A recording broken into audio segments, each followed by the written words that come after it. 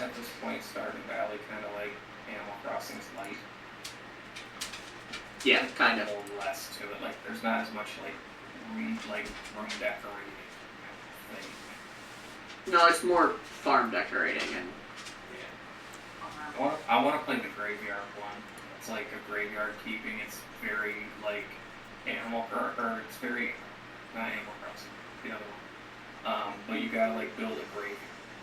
Essentially. Is it Stardew but not like playing in Stardew? No, it's actually a separate game. It's I see this game about like a Wayne who makes a cold that I thought would be interesting, like a manager game. That'd be interesting. Oh, it's literally called Graveyard Keeper. You gotta build a little graveyard. That's how you advance. And a buddy of mine was like, he's like, do you think I'm gonna end up on a list for searching like how to get more? How do I hide these bodies? Yeah. That's fine. And I was like, speaking of bodies. How many are you dropping today? They're gonna be hitting the floor. It's gonna be nuts. I'm so looking forward to it. I've been hyped all freaking week. We got a whole. It's giving me very Final Fantasy. Oh shoot! You haven't even got through Heaven's Sword. I have not gotten. Oh, I got my 514. From the other expansions? What? Do you know about the characters from the other expansions? I mean, I know a good amount. I've seen Phil play pretty much, probably, I'd say about 90-95% of 14 at this point in time, so. What you did with Abby May is reminding me of a character. Oh, yes, I know what you're talking about. They did a good job too. Yeah. It was not how I originally, I did plan on bringing her back all along, so, like, that was always in the works, but I didn't know Final Fantasy-wise. And as I say that, a lot of my battle music today is Final Fantasy, so. As you need to. But that's. Still waiting on Dreamers, right? He literally texted me like an hour ago. He had something come up and he's not going to be able to make it. So. Alright. But yeah, so this is. He's gonna really miss throwing that hammer today, man. There's gonna be a lot of people to throw it at. Yep. I guess this is recap music. So, who wants to do the recap? I'm kidding. I have fun. Alright. So, I'm not going to put you on the spot like that, so that's fine. We're level 15. Alright. So, is the music that loud for everybody else too, or is it just me still? Yeah, it's pretty loud. I turned it down. I almost always have to turn the music to like 10%. Oh.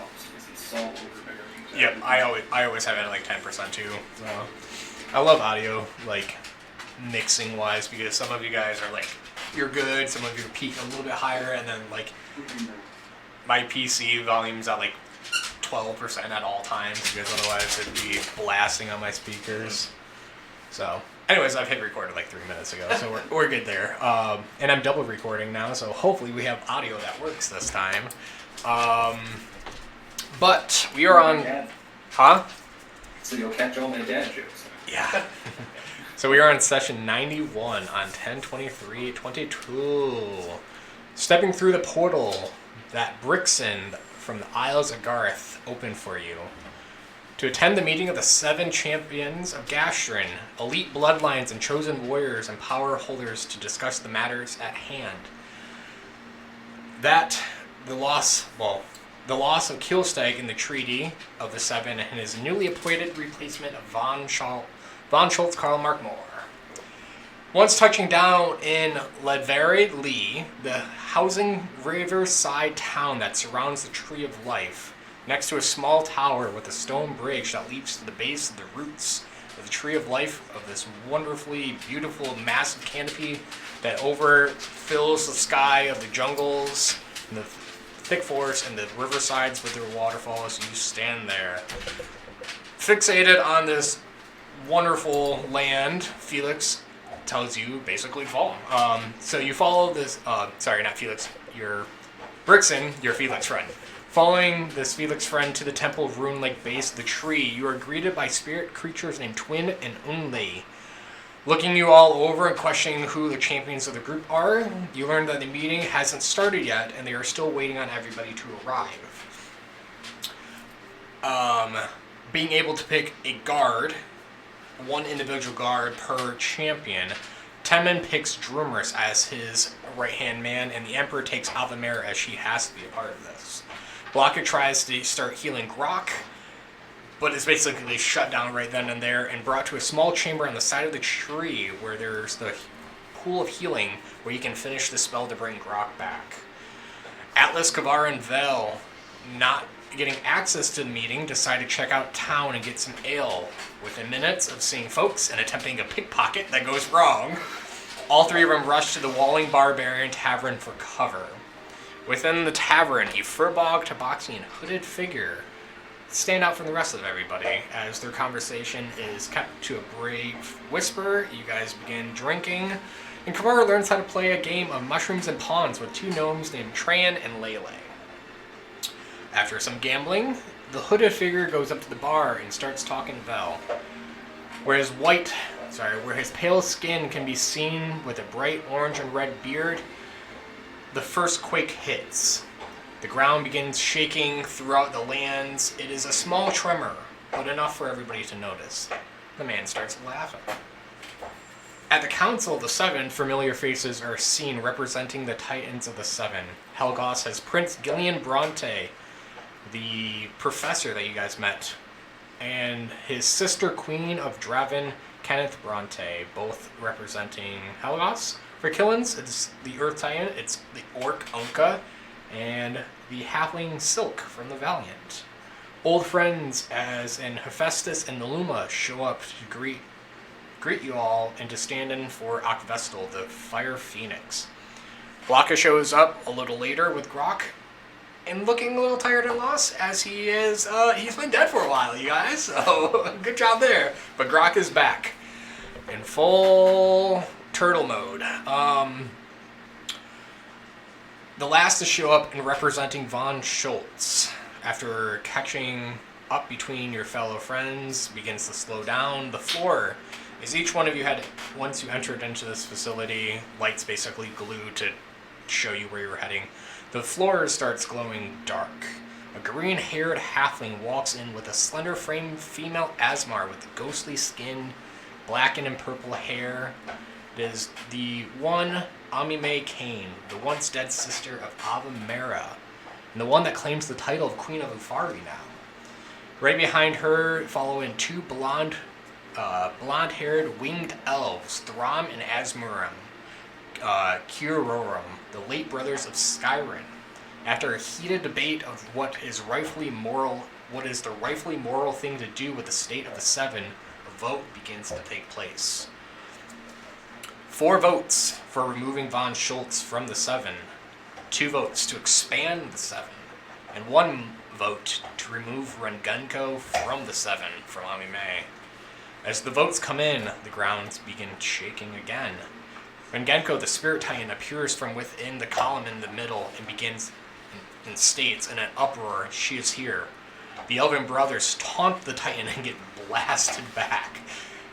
Jinsara, the Worldbreaker, the metal serpent, is on her way to the Tree of Life. And Rengenko goes to fend her off, disappearing from basically within the spirit world back into it. Amime, not ready to deal with the way things are ending, begins to float up. Her transformation begins taking place as you guys see this once well-groomed and put together Asmar changed to this purple and white spectral being.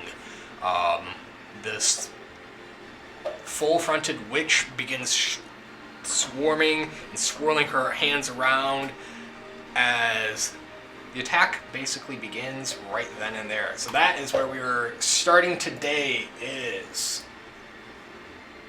changing the music. So I had a quick question and an observation before we begin. Yes. So if I have improved Divine Smite, I don't think I've been rolling that extra 1d8, because that's automatic. That's not like separate reaction or spell. Every melee attack, sir. I don't think I've been adding that on. I thought it was automatically calculated when I click my damage, but that's just my strength modifier. So, yeah. All right. Well, made this far. There are some things that do require additional add-ons for sure. So yeah, missed that. Okay, so I'm with it now. Nope, you're all good. So within the battlefield, to give you guys a complete layout, on the outskirts of where this council was being held, we have Vel, Kavara, and Atlas, who had just appeared, basically rushing because of this earthquake. Brixton is nowhere to be seen. The two spiritual watchers, we'll call them basically, are standing right next to a now transformed werewolf elven man and his brother Thumb, winged out, completely spread out. Basically, they just gotten up from this blast from Rengunko and see the three of you. Within the actual chamber themselves, we still have everybody with it near their podium as you all stepped back after voting. Besides Amime, who is, like I said, now literally fucking floating in the air. So, Nell has pointed out his crossbow and is aiming it directly at Avamera. And these are your threats you see at the moment. Killstag has stepped back and is basically overshadowing, standing right behind the Emperor and oh my god, I almost said Kavara, Avamera. And he is up first. Even on the weekend, he still has a 99 initiative. Ain't no 999, but still 99. Yes, but and I was like, and unfortunately, until these two actually react, he is basically floating. Oh, it's like floating. He's this giant fucking beast is flapping his wings. This gust of wind pushed you and the Emperor back as he drifts up into the air and basically is now swirling around. He's waiting for the effect of basically Amime to kick in. So I'm not going to do anything for Killstag yet. He's also kind of looking at the ground, waiting to see if where and when the serpent is going to be coming up. So he has bigger things in mind. Which then brings us to the werewolf. I know I have a big ass token that literally is just to show you guys that he's a big ass werewolf. I mean, I'm going to keep him large because he is a large being. I have to switch over here. So, at least they're kind of up first, but these two spirit guardians directly in front of him basically screech out as this man transforms, and he is just going to swipe at Onlane right in front of him, so his first attack will be directly at the creature in front. I'm not rolling that dice ever again because that's a nat 20. Oh, no. That's how we're starting today, boys. And Melissa. Better against the spirit guy than us. Yeah. I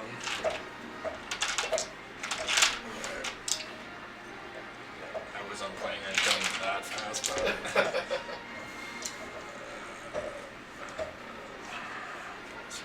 Oh shit. Okay. Yeah, that is 52 points of damage with crit. And it's going to kill it's going to kill the spirit.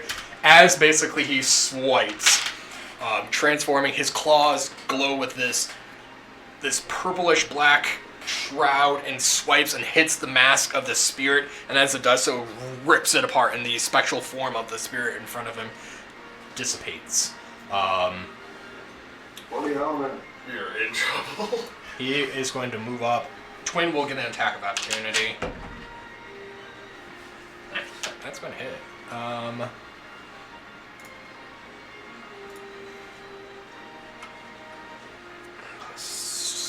Yeah. Let's just do the slashing. So, okay, 21 points of damage to you. As the werewolf runs towards you, Atlas, the spirit that had just lost his brother Literally, spectral blade forms and he swipes out. Basically, it forms off the side of him, and he is hitting him for 20 points of damage. You're dead already, which is crazy.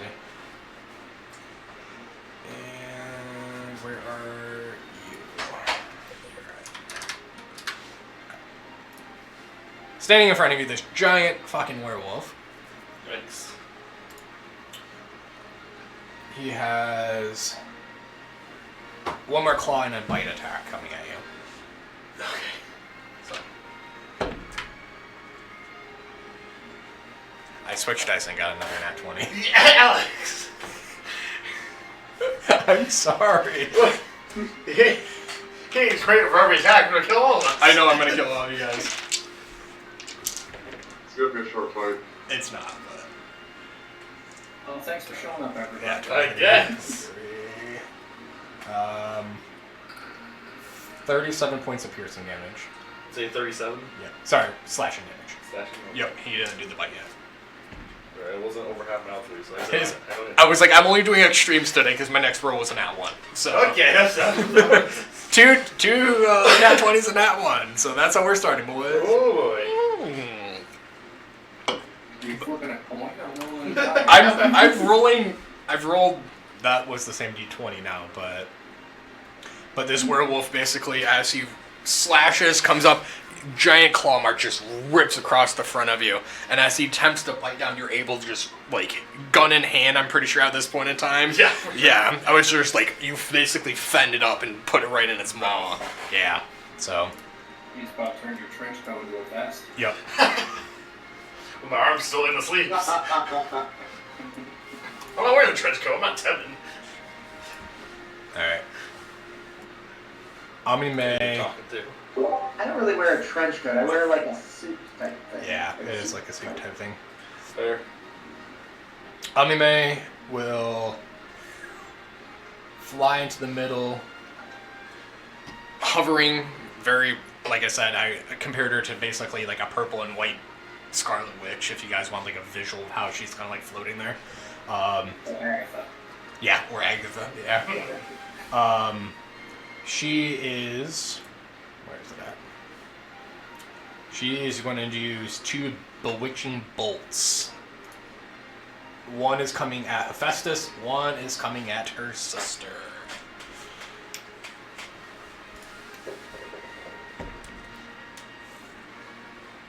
Uh, 19's going to miss Hephaestus. And then a 19 to hit Avamera.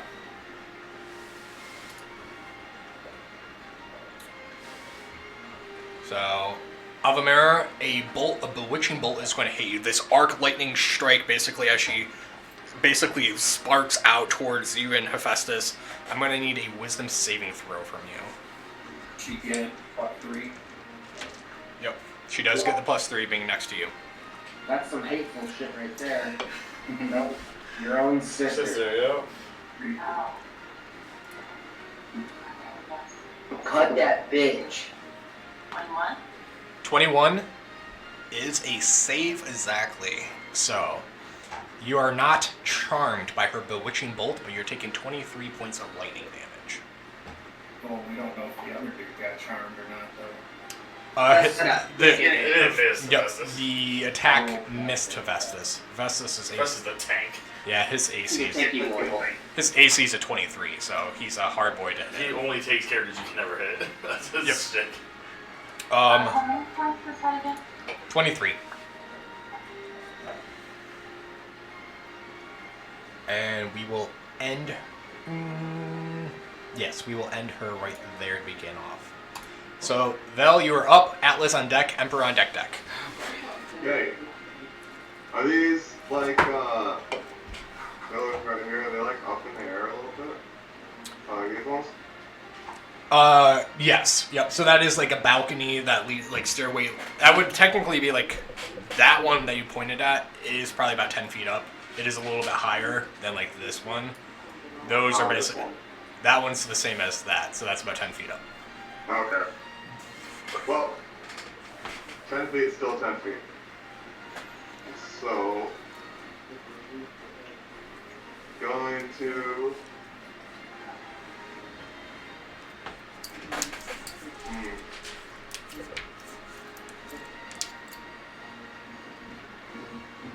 I'm going to play the sneak attack out, I guess. I'm going to move my 30 feet over here. Okay. And then I'm going to use my bonus action to use a Misty Step and go right up on top of this thing. Okay. So you're dropping down off, running around, avoiding the werewolf, and then reappearing on top of it. Yeah, Misty Stepping right over here, and then I'm going to shoot this guy. Okay. Drum. And since I have the assassin feature, I get advantage since he hasn't acted yet. Yep. Yeah, the werewolf hacked it. No, he's... Oh, he's shooting the other guy. Yep, he's shooting his brother. Yep.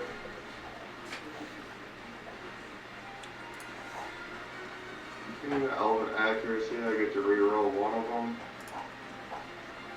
I almost got it. It's a 19 hit, so 32 to hit. That is going to hit him. Yay! And for...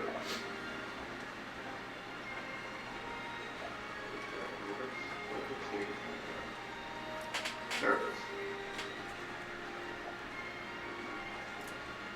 So 8 and 26, so 34. 34 points of damage. Is... Awesome. And that'll do it for me. Alright. Atlas, you're up. Alright. Well, with the werewolf literally in my face, Yep. a gun's not going to do very much. So I'm going to put that away and pull out my sword I never used. I took so long to make. I think I don't need to use... Gotta read it real quick. Steady aim, bonus action, next attack. It does not say range attack, so use steady aim, so give him a way to get advantage on this hit. And I'm going to go Ash Needle down with him, and I'm going to pull the trigger and make the chainsaw sword. Okay. If I remember how to do that. I have ammo, I have plenty of it, I've never used it. Does 27 hit. Yes. Cool. And I'll do sneak attack damage because I had advantage. 11 sneak attack, D10. So 14 plus 18 damage on that first hit.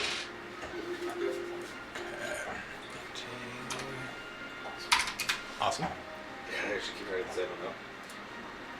I had 19. Perfect. Hopefully I don't have to swing this 19 times.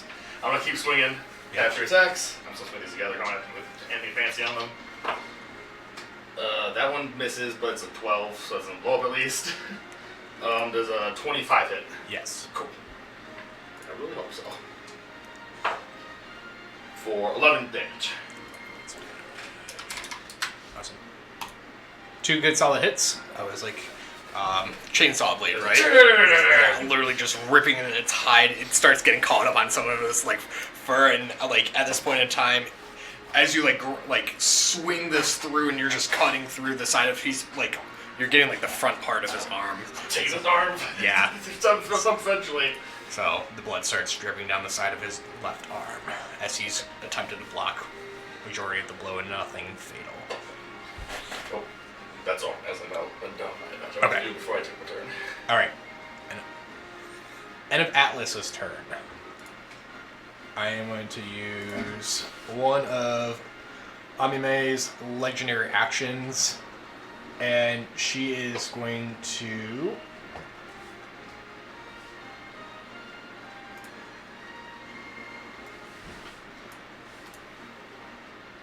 drop down next to the queen and her brother, and she is going to Shadow Strike them.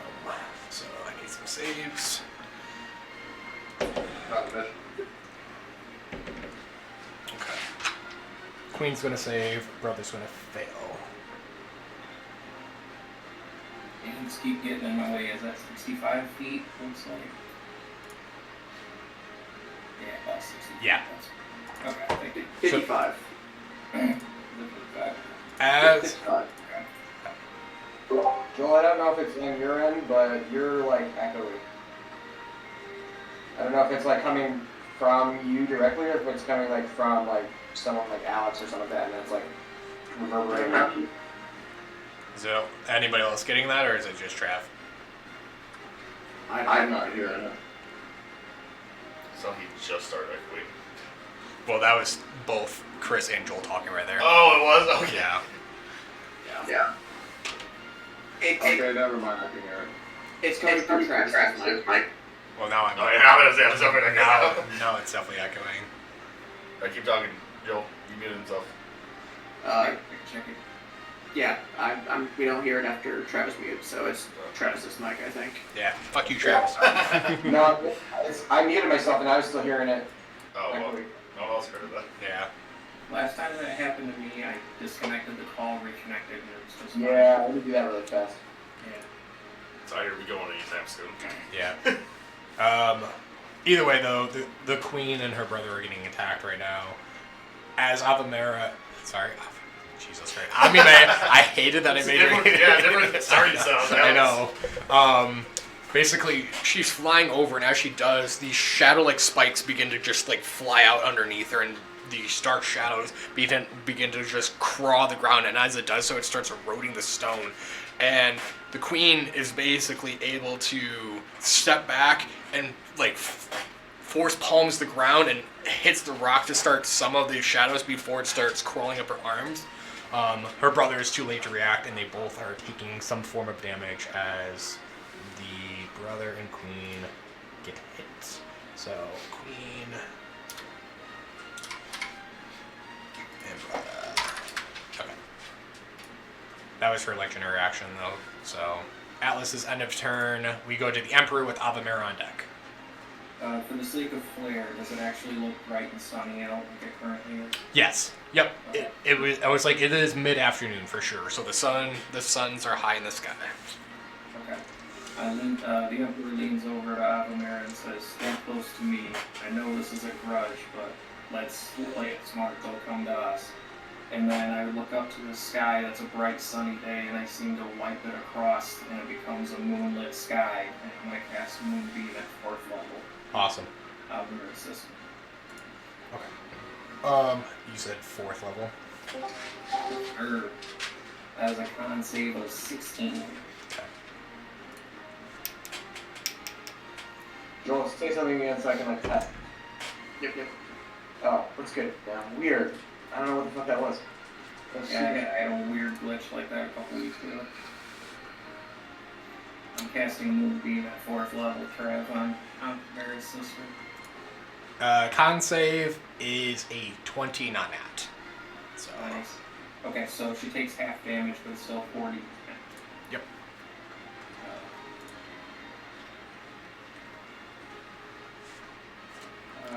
22, so 11 damage, radiant. She wouldn't have passed that though, it hurt like hell. Let me do something.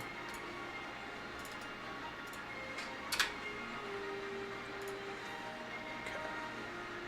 You cast this at 4th level, you said. So I'm gonna need make an Arcana check for me. Okay.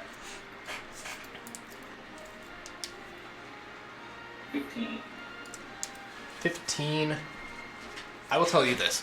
So Moonbeam is a cylinder beam that just appears as you black out the sky and the moon appears and this light radiates down.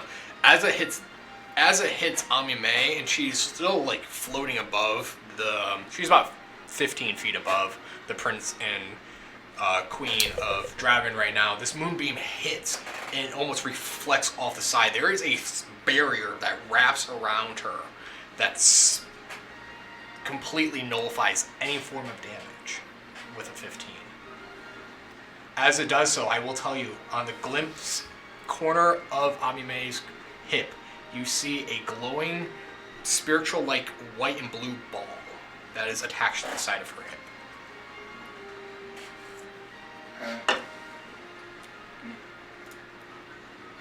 I let Avamera know what I've seen. We either need to dispel that or somehow attack it by physical means. She has some kind of protective barrier. And don't know that I have anything. If I were to move, say, up into this area, can I get partial cover from the balcony walls? Yeah, if you're ducking down, yeah, I'll give you partial cover. I'll have you roll a stealth check just to give you that full cover, like get coverage. But... Yeah, with disadvantage? Awesome. Yeah. Alright, let's see. Okay, first roll is an 18. Second roll is a 5. It's fine. And I'm not wasting a luck on I will give you this. Still within range of. You guys now found her barrier. See that? Okay. You're still ducking down behind the balcony. And you... Yeah, trying to get partial cover. Okay. Avamera, you're up. Naluma's on deck. Queen Bronte is on deck. Then Bronte, then Temin, then Drumus. So there's a lot of bodies today. Is the fallen Omnimage's head facing me? I would say make a perception check. As she's staying there, I was like glue once this magic hit her, like hit towards her. It's Not 20 for 23. oh yeah. You definitely see this. So even though she has this flowing like row behind her, she has this belt that is keeping everything together. Next to her pouch is where you can physically see this orb that is leather bound to the side, and you can see the outskirts of it.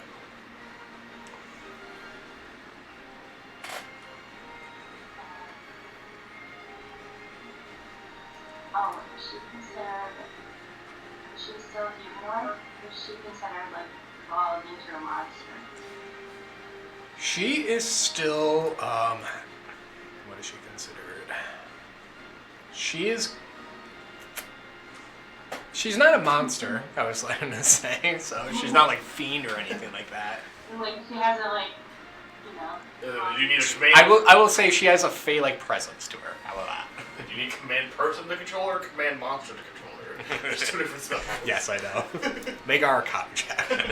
Kidding. Yeah, basically. Just trying to think of that. I would try to throw a ice knife to maybe pierce her bubble shootable, or try to get to the ball on her belt.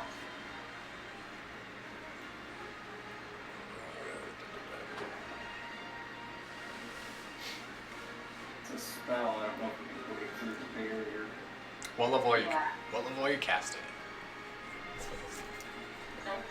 6. 6th level. Yeah. Okay. I was going to. Yeah. No. Go. Just from the other point, I was just trying to see if magic could break through the shield. Roll your ice knife.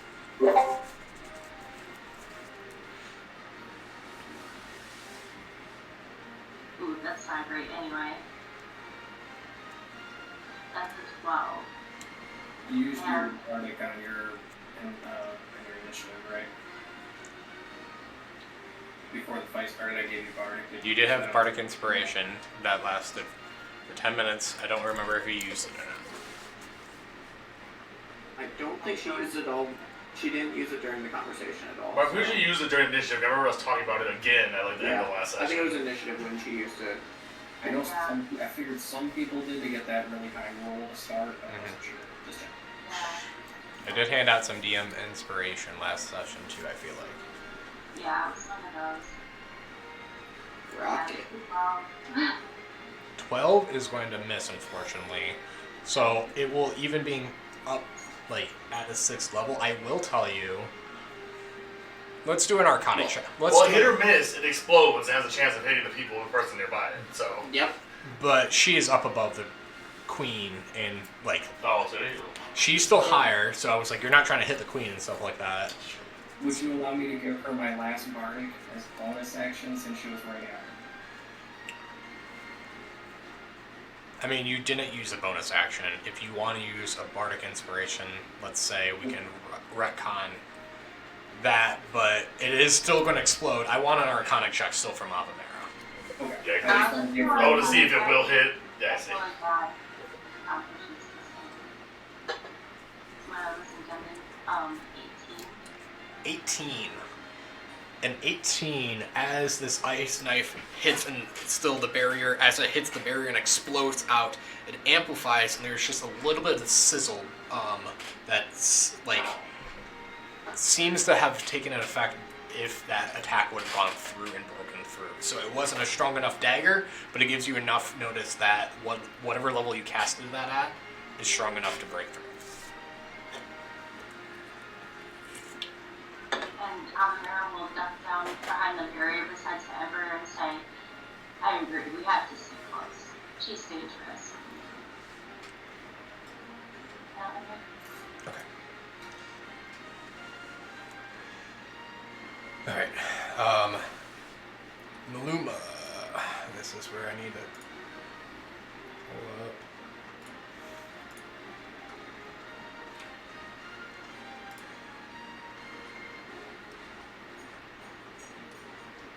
And just for the record, I am still concentrating on Moonbeam even though it's not working.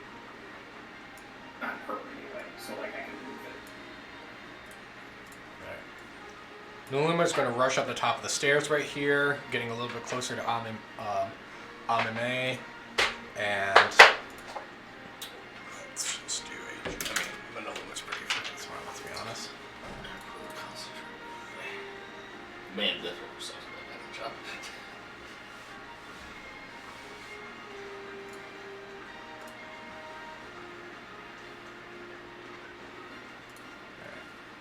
She's going to Eldritch Blast twice. Both are going to miss, but as she's Eldritch Blasting towards Amime, just, hey, ugly, this way! And try to distract her. And as she's saying that, she's going to make eye contact to the queen. There's basically, Naluma is going to be like, you need to leave right now, and try to get the queen out of here. Which, it's the queen's turn now. Queen's not going to leave without a couple punches, let's be honest. So.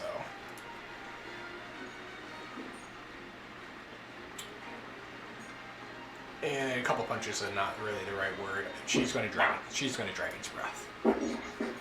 So the queen's going to let out, as Amime had just basically sent out this darkened attack towards her, a flame breath is going to come out of the queen's mouth. Let's do a quick save. That is going to be a fail on Amime's part. Where the hell is my breath attack though?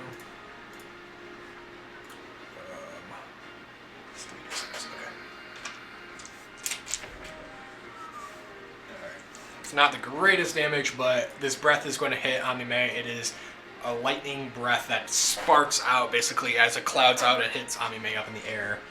She is taking 9 points of damage. She's taking some damage. And Bronte is going to run. She's technically not with a melee, so she is running up towards Naluma. And Gideon is up. Gillian. Where the fuck are you, Gillian? I'm sorry there are so many people here. I knew it was going to be a lot, so. I knew what I was getting into when I made this fight. Yep.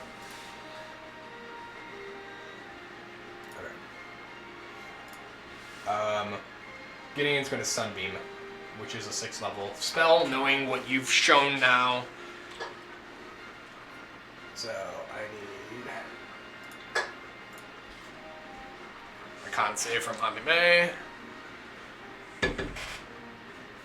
I'm stop using this dice. This dice is it's a little strong. Oh, she actually failed that by 1. Okay. Cool.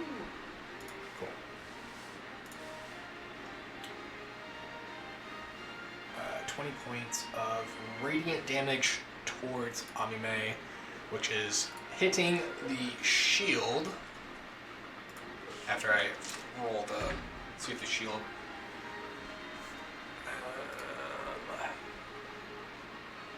The barrier takes most of the hit. Amime takes some damage. I will let you guys know that. So this radiant damage, as it sparks through and basically hits the amplified barrier around Amime, starts pulsating out, absorbing most of this radiant damage, but enough breaks through that it does hit a little bit.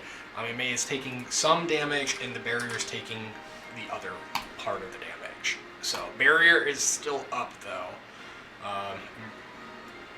He is running up behind her sister, and basically trying to shield her with it, with his book and his spells ready. So that is Gillian. We are now up to Temin with Drumris, and then Block on deck. Temin, you're up. Okay, so really, like our main target is just Amime. You have Amime and Neil, the halfling that came in with her, but he hasn't acted yet. He's low on the totem pole of actions, so. I'm trying to find his icon. It's done by Altamira. What about Naluma? Because she's got like the red circle. Does that not mean anything? In here? Or like outline? Yeah. She's just got like a red That's circle. just her border. That's just the Right now. border of her token that I made. That's what you're. Okay. I wasn't sure if there was any significance. No, you guys used to have that border as your tokens when I first made tokens for you. I want to say Yeah. there's nothing to do with Naluma's border at all. Mm-hmm. Alright, so how far is like this little fountain thing or whatever it is? Like, So you're on top of a podium that's about 10 feet up above this water. okay. If you're talking about that center circle in the middle, I was like, it's probably like a 15-foot drop down if you're going to jump forward towards it. Okay. So I probably need to do like an athletics, Yep. like an acrobatics or something like that. Yep. Either one's fine. Okay. Kind of thought.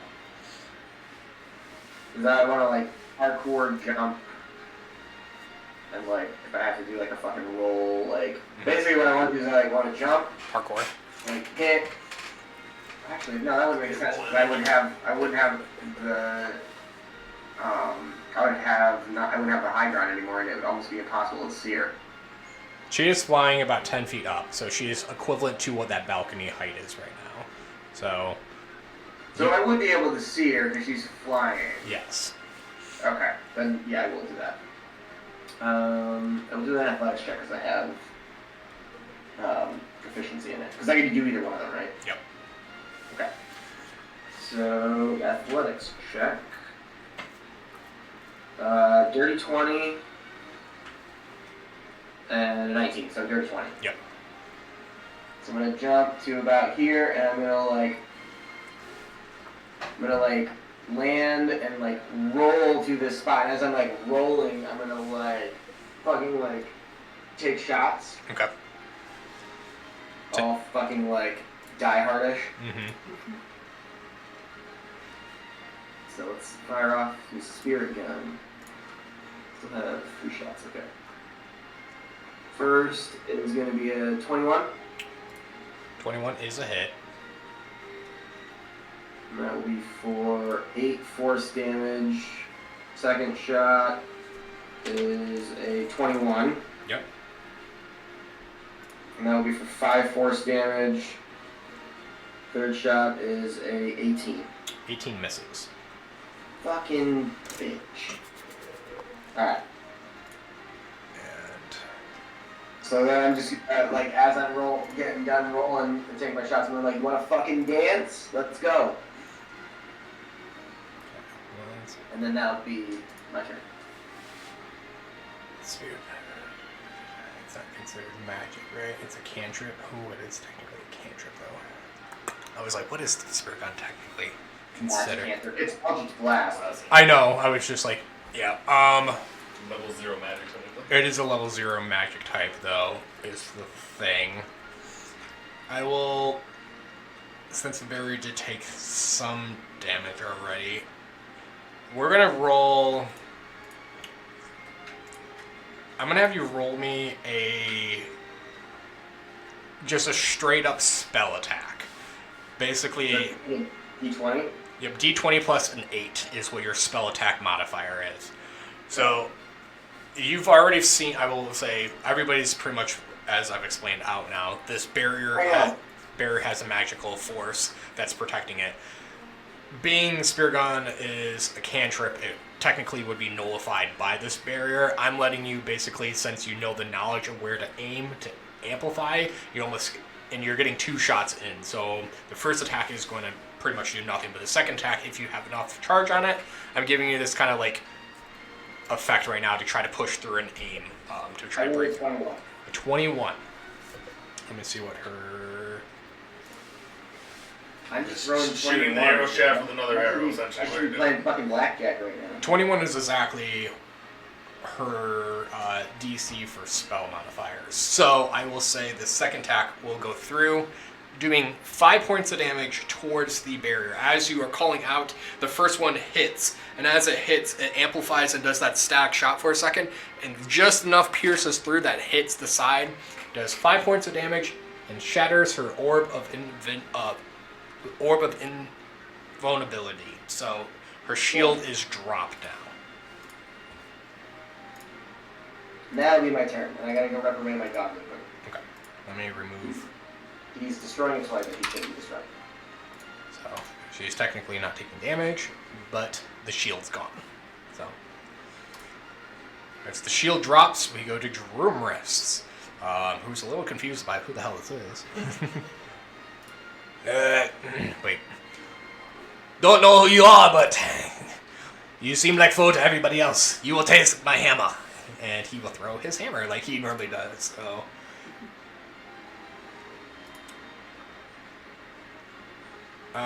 let's do, yeah, we're gonna just do 2 hammer throws, and then it adds, what is the modifier on it? If the target is giant, she's not giant, it's just a D8 extra. Okay. Very good, So that is 28 plus D8. So that is 39 points of damage. From his 2 hits of his hammer, I have to see what resistance is. Oh, I always forget resistance. Okay. Hammer should just be straight magic damage, technically. Yes, it is. Has advantage on saving throws against other magical effects. I forgot to roll that for you. That's fine. It is going to be 39 points of damage to Amime. Sorry, I keep fucking that up. And Alvera's really getting beat up for Avamera, I'm sorry, Avamera. You and your sister just interchangeable with this one, apparently. Alright. That, I was like, I don't think, let me see what other bonuses he has, sorry. I think his Spirit Shroud probably would come up at this point in time. And... or maybe it'll just Hex Curse. Should have done that before You probably should have done that before. Damn it. No. We'll Spirit Shroud. What is the radius around this? It's 10 foot around. Okay. So we'll Spirit Shroud, concentration for Droomrist, as he's done this before, around him, and he is going to move towards Ublaka.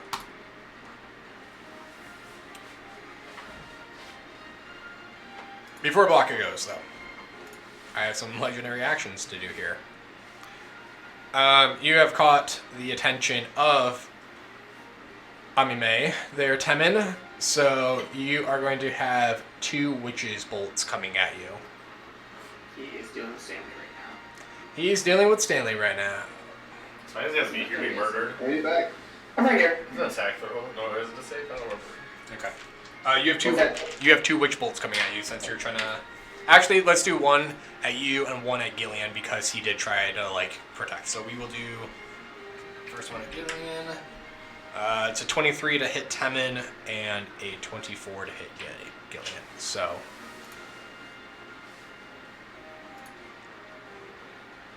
I'll just do the same damage across the board. 26 points of lightning damage are coming at you, Temin, and I need a wisdom saving throw.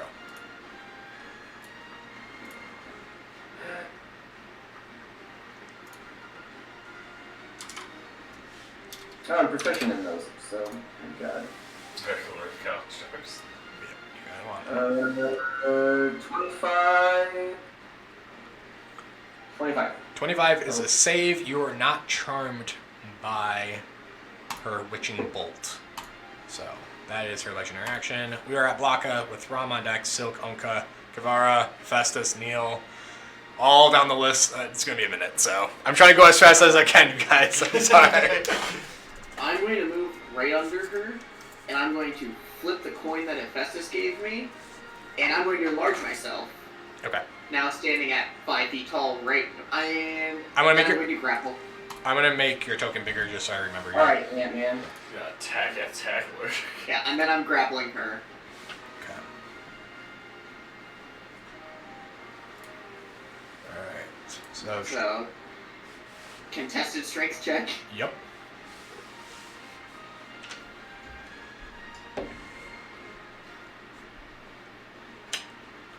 Really good on her end.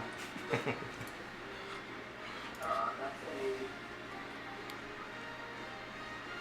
a 19. Hers is a 9. And I'm bringing her down to the ground with that grapple. Do a meteor drop.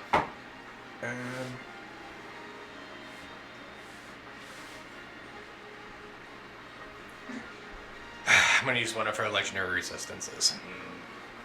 I didn't want to use one of them quite yet, but we will use one of her legendary. I mean, it's a contested strength check, not a save.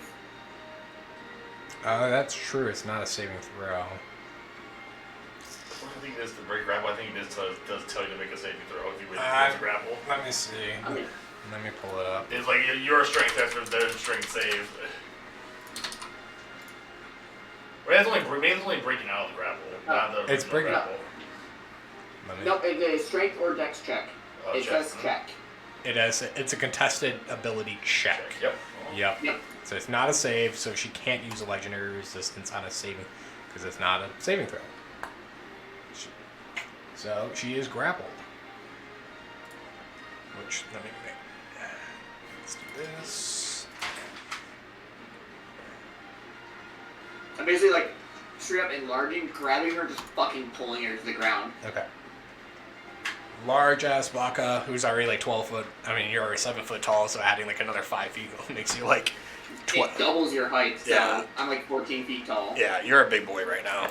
So you're able to grab the 5'5" Amime.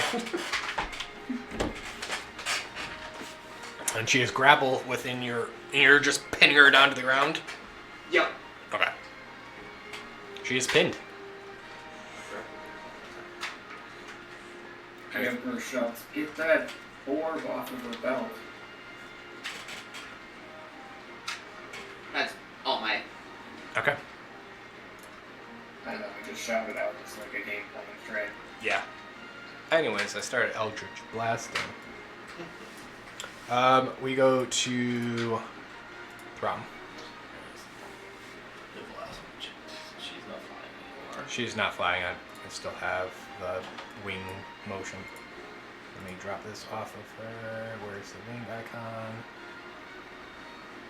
She is not flying. Okay.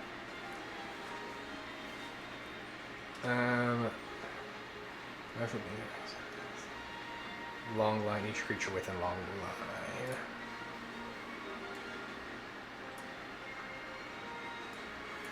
I don't know if he would do that. Yeah, let's do it. Why not? Let's make it spicy. Totally.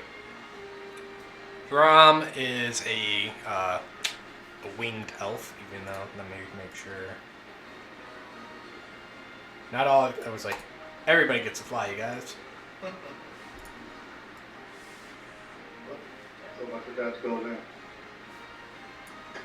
Oh, I didn't even think about that because I'm large. I should have had advantage on that strength check. Got it. Yeah, I ain't beat a block.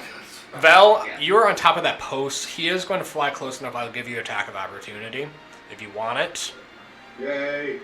Yeah, I'll take it.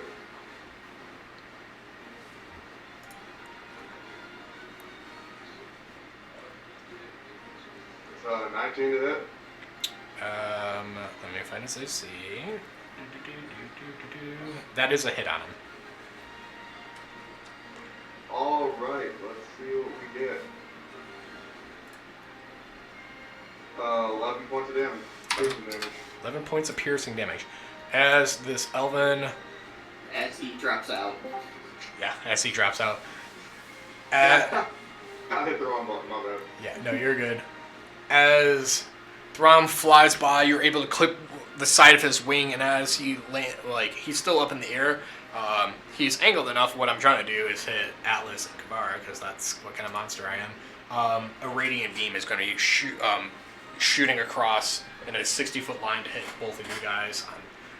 So I'm going to need con saves from Kavara and Atlas.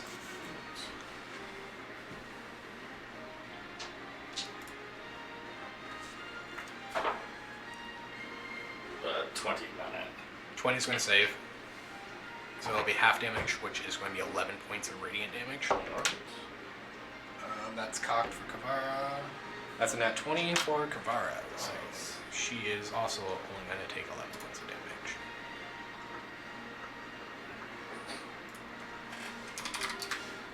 Okay. Alright. That, I believe, let me double check, make sure. He does have a bonus action. Who wants to roll a D100 for me? And I'm not going to tell you why. Tevin is volunteer. Alright, Tevin, roll a D. I raised my hand first, bitch. Tevin volunteers as tribute. Roll a D100 for me. 68. Cool.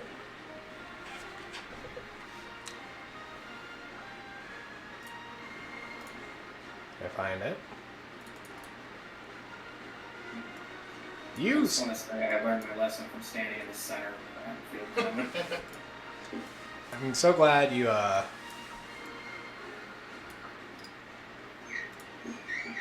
technically Yeah. too large. Oh my god. I hate myself, by the way, for doing this, but this is what it's literally built into his character. Oh. What is that? His bonus action, he can summon a solar dragon. A solar dragon. A young, And eventually it has happened. a young solar dragon.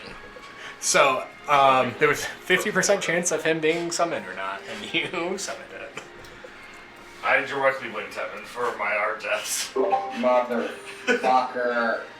The dragon's gonna just move when Thaw moves because it is a concentration summoned directly from him. But this solar dragon, which is this orange and like red glowing dragon, it's a young dragon if that makes you feel any better. So it's still large, but it's not like a humongous dragon. Will appear, and he gets. It's almost like he phased there. He is going to. Where my fuck did I click it? There we go. Vale, you're next to it. The dragon's going to fly up and it's going to bite and tail attack at you. Be a lot cooler if it didn't. Do you think you would kill the summoner and the dragon go away if you were that lucky? It's a 22 and an 18 to hit you on the two attacks. What's your AC? My AC is unfortunately 18. Okay. I really don't like that dice. I can't see it. 9. Thank you so much. Yeah, I'm switching out that dice. He's not changed size as it goes to the upper end. I can't read it. Okay. So the bite attack, which lashes out towards you, Val, it is going to be 9 points of piercing and 3 points of radiant. It's for 12 points of damage in the first attack. The second attack is going to be, which is the tail attack, is going to be 8 points of bludgeoning damage as this dragon appears next to him. Thanks, Tevin, for rolling a dragon. Can't get any worse, can it? Yeah, thanks a lot. Tevin, Um, now you're a dragon to fight. wait. The dragon's Oh, ready. yeah. I have uncanny dodge reaction. Yeah. I guess I'm gonna use it to have the fight. Okay. So that was 12 points. I mean, I was gonna candy and evasion mixed up. yeah. It's only for dex saves, obviously. Candy's half your damage you take for an attack. Is that right? Yeah, for when you cause your reaction, dodge you is do a it reaction once. that can be done once. Once per turn because your reaction, Yep, but he once does per half turn, damage. And I was like, half damage. He took an attack though, so he can't. you already took an attack of opportunity when he flew by you. If that's your reaction for a turn, so you can't technically. Yep. So it was 20 damage total. So it was 20 points of damage total. Yep. I wish I could always get that. It's such a power move. It's like I'm just taking half this damage. Nice try. Okay. Silk and Onka, I'm gonna do it in like the same. I'm gonna try to get them in the same motion. Let me. Silk is going to mirror image. I already know that. So there will be 3 more Silks appearing around, and then Onka. He doesn't like the little guy that came. Yeah, the little guy that came in, even though he hasn't moved or anything like that. Just thought we could have been friends. He did point a crossbow at Abamera. Yes, he did. Ugh, that's not good. Onka's attacks are going to be the plus 10, so that's 18 and a 16. 18's going to hit, 16's not going to hit. Why do I do this? 10, 5d8. 17 points of damage to Neil.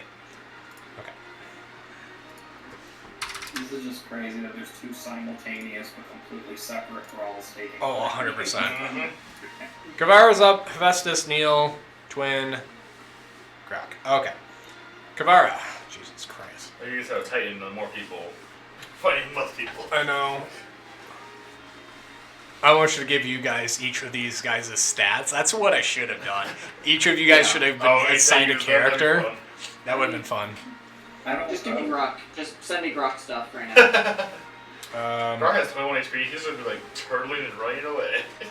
I feel like Avamera would summon one instead of like several things. The biggest thing that she could summon to fight against that dragon just cause even more fucking cat.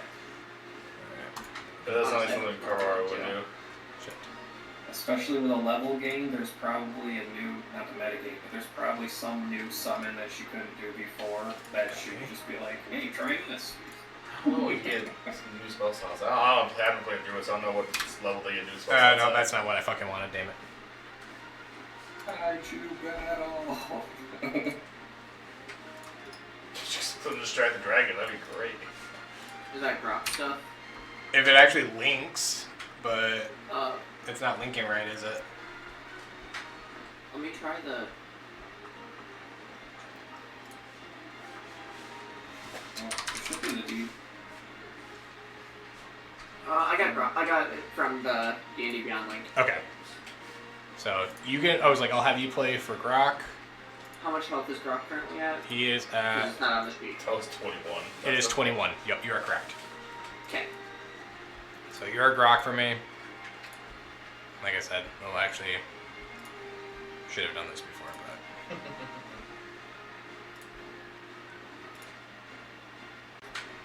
I met Kavara. Who wants to play for Kavara? Who's chaotic enough to play? That's what I'll do. I was like, I'll just have you guys. So somebody play for Kavara and somebody play for Drumris, so that I can just deal with my other NPCs and not have to deal with the other player characters. I can try and do Kavara just for something way the fuck out there. If somebody wants to do the Drumris and smashing shit up. If nobody wants to do Drumris, I was like, Drumris is pretty easy, straightforward. So. Hammer, blast, Sword and hammer, hammer. blast, Sword and hammer. But I was like, otherwise, we can make it for so. I think Aaron playing Kavara will be hilarious. Aaron playing Kavara. We have Travis is going to play Drumris. Thanks, Travis. Fine. He follows right after me, right? Yeah. That's fine. I'll do that. Okay.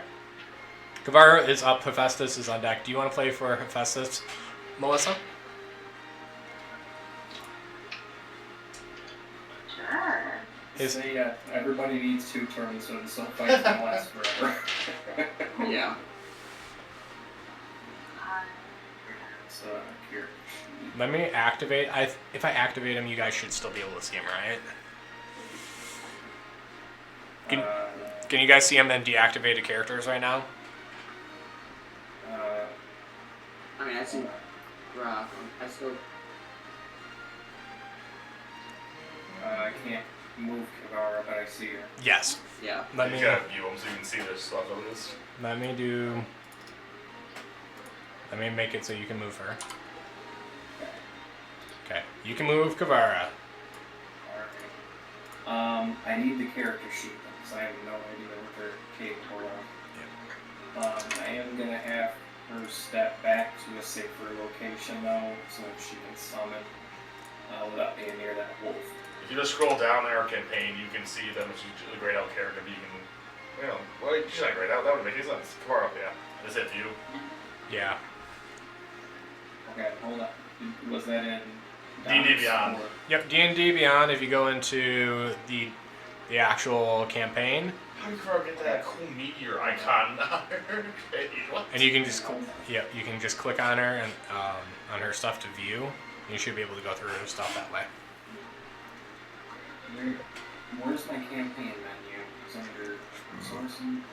Collections, my campaign. here. I got it. Okay. Step closed. Third Dynasty of Gastren. Yep. That's us. So I'm playing I usually the have- twin NPC then. Oh, cool. I didn't even know I could see your guys' character sheets. I had to use them. Yep. Oh yeah. Oh, this looks cool. Holy shit. Okay. Oh, I'm so jealous. Kavara's got so much cool shit on it. Right. Where has it done? Holy shit. Okay. I know. Now I'm giving everybody double duty. I'm sorry, but I was like, otherwise, I feel like you guys are just watching me play 20 characters right now. So I'm 100% a fish out of water with Kavara, but I feel like that's kind of canon. that's sounds fine. right, And, yeah. and honestly, I was like, this is a group effort battle right now too. So as you guys are playing other people's characters, you guys have interacted with some of their decisions. You can help like suggest stuff too, like. Kamara definitely just got some of the biggest things she can possibly summon at this moment. And I, Ooh, hold on. Kavara did tell me that she is still terrified that there might be purple worms. So. Oh yeah, she was riding around the eagle last time I checked, so if she was still scared of that, she wouldn't be on the eagle still. That wouldn't she? She We did. could do a 6th level summon elementals. Or we got a conjure woodland bee. I think we should do an elemental. Is this like a fiery dragon? It's a solar dragon, so probably pretty fiery. I did radiant damage. It did radiant damage. So darkness dragon. Darkness elementals, I think. Can I roll an arcana to see what would be the best element to counteract it? Well, I only get air, earth, fire, and water. Oh. So, No, they're probably gonna be like wildly good against it. It's probably just gonna be just Yeah. neutral. Water may Um, be the best of all of them, but if I so I'll go water. Fuck it. Well, I don't know. So I'm gonna cast summon elemental at 6th level and summon a water elemental. I don't know. I can play Cool Stack, right? Just like, Sorry, that's a really big. That's a really big picture. That's the water elemental. There we go. And it's gonna be. I don't know where to put it. I'm assuming. Like, I don't want it to be in Vale's way, but I want it to go after the dragon, so if I can put it maybe in this area. Or if it can fly or whatever. I don't know what the situation is over here, so. If it has to be like on land, then I put it. pull up a water elemental. It has a flying. Water elemental can only swim.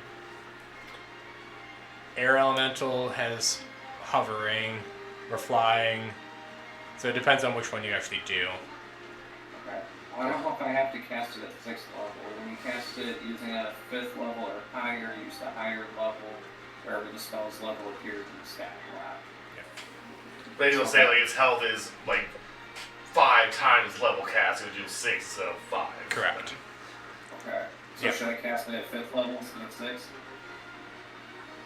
Maybe don't cast the one that can't walk though. Maybe don't cast the one that can only swim. Oh, okay, so then... It can walk and then it can swim. Oh, okay, they say it can only So swim. no, speed of 40, and then the Earths have a burrow speed of 40, Well, and the dragon airs have a do air. She do air then, right? yeah. Okay, you change the dragon around because the air can probably fly. There we go. Yeah, sorry. And I think summoning it, because I can't go above 5th level is what it sounds like, right? No, you can go cast higher. Yep, it just adds more HP every time you do. Yeah, like Oh, maybe okay. like saving Yeah, throws I'll might do- go I'll up do too, full like power. crazy. Okay. Do you need me to count the elemental spirit stats, or do you got it? I got pulled up right now. Cool. Alright. And then, that's the action. I'm gonna at least take a quick gander at bonus action. Mm-hmm. Forms, I believe. Her starry form. Yep. She has her starry form and starry archer. Well, her starry archer form. Okay. Starry Archer, she's gonna want to keep a distance, so. Yep. So I'm gonna. Then you also gonna do your elemental stuff now too. Okay. I'm assuming it's just like attack. What do we got? Actions. Multi-attack or slam.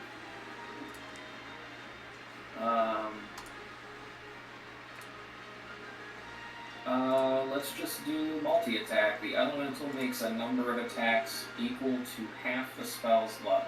So 3 attacks. Yep. Where's my attack? So your slam attack to attack has a 5-foot reach, which you can if you're air flying, like flying up, and then to hit it's like, oh, where's your attack modifier? Sorry, no, that's your AC. Is it just +4 the strength modifier? Yeah, it's a +4. Yep. Okay. So D20 +4 or +4 plus level? That's the damage. Oh, okay. Yeah. So just 1 D20 +4. Whatever Kavara's spell attack modifier is to hit. So Kavara's spell attack modifier is +9. Okay. So shit. So +13 in total. No, so it's +9 on each hit. Like each roll a d20. D20 +9. Okay. Yep, d20 +9 for your 3. Where's her fucking dice roller? Is it disabled?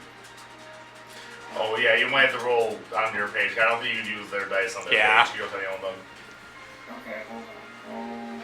Roll 3d20 plus. 9. Let's roll it in. I'm gonna roll it in. Yep. The other program. What? Oh, jeez. Yes, that. Oh, did I seriously roll 2 19s and a 1? Holy shit. Nice. Well, 2 of the attacks are going to hit. And so that It's a d10 +4 plus the spell level of bludgeoning. So you casted this at 5th level? 6th level. 6th level. So it's going to be a d10 +10 for the 2 hits. So roll 2 d10s. Oops. I didn't mean to do that. Sorry, I'm trying to do the coding. You're good. 2d10 plus 10, you said? Yep, +10. Oh, damn. 5 and a 10, so 25. 25 points of damage to the dragon. Correct? That's what we were doing? Yep. Alright. So the air elemental forms out, and as the air basically, how air slams down on a dragon, I don't know, but makes a giant like airbending hammer and just slams down and hits on the More dragon. like wind cuts. Yeah, or blade cuts too. I like blade cuts. Yeah. Alright. Ending Kavara's turn, we go to Hephaestus with Neil on deck and Twin on deck. Alphamera, did you want to actually play for Hephaestus, or do you want me to do it? I can try. Okay. I told it. Yeah, go for it. The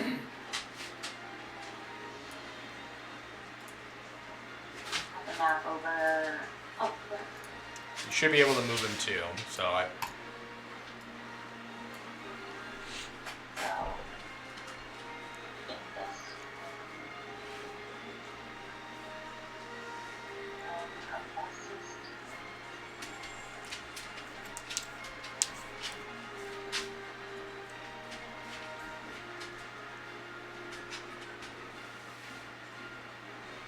I don't remember what he said.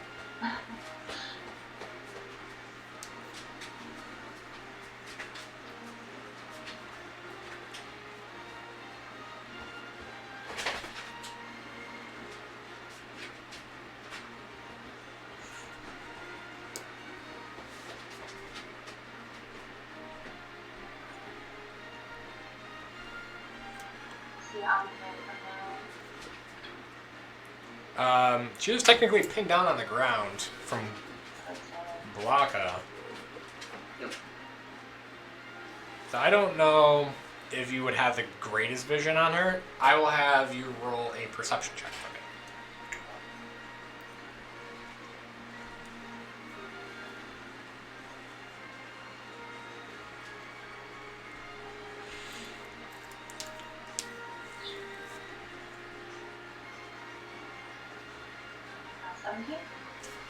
Um,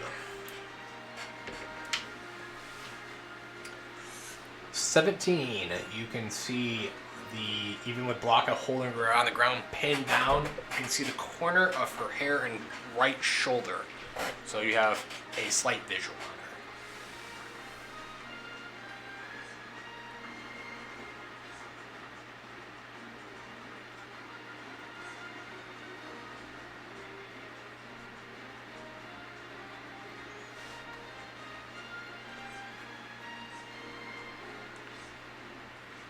I might not know if this is slow enough.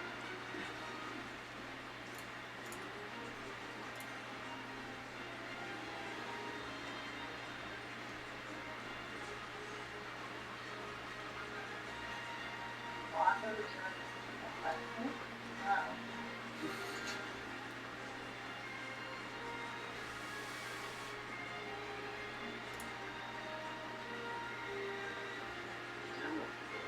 Yeah. It's all good. Purple.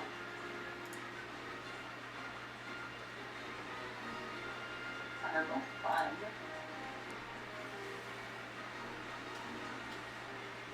Can I name since I see part of your Yeah, oh yeah, yep. Okay. She just technically has partial cover, so if you're doing like a physical attack at her, Fireball at her. I'd say it was 16. 16 would miss. Let me. Grapple it. Yes. 16 would miss. Depending on what you're doing.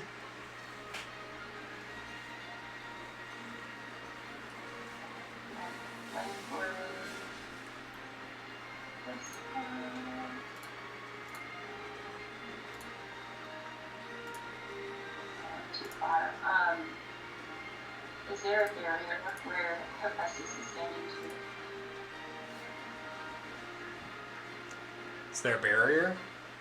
Yeah. What, the balcony up? Like how the Emperor and Avonmere were that thing. Say that again, sorry. Like how Avonmere and the Emperor were that behind the barrier. Yes, yep, same exact thing. Same exact podium. So this is like a onslaught. It goes up a like staircase up. There is a surrounding handrail and then like a flat platform on the top that goes about 10 feet off the ground. So yes, there's like a 4-foot stone wall that you can duck behind if you need it. Hephaestus will do that as well. Okay. So you are attempting to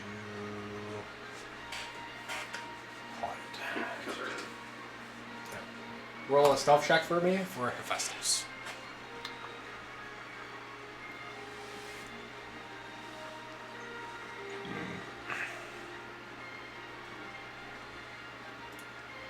What is it?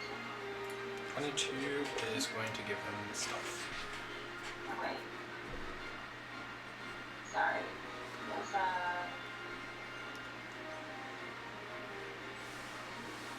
what's the...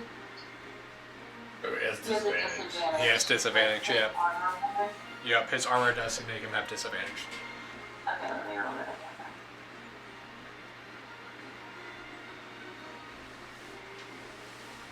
Oh, yikes. Wait, never mind, that's 5.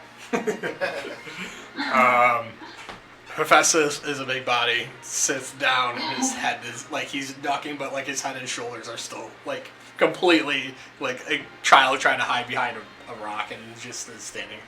So he is attempting to cover it, we will say.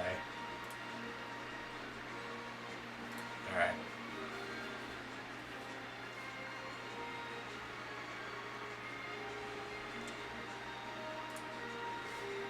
We go to my halfling friend who has been pointing a crossbow at you, still Avamera. Even with Onka next to him, Real quick, I believe Almir at the end of her turn said that she tried to get for cover up here, but didn't move the character. So, Yeah, I noticed that, and I was like, I thought I would. I thought so too. You didn't move your character, so. could be important if you're getting targeted. She Look is. at the crossbow, yes. She is being targeted by a crossbow. Yeah, same as Hephaestus, I can't. Yep, Close the time window. I know. Here.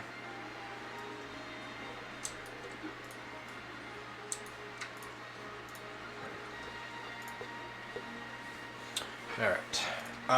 Well, he also does have a fucking person right next to him now.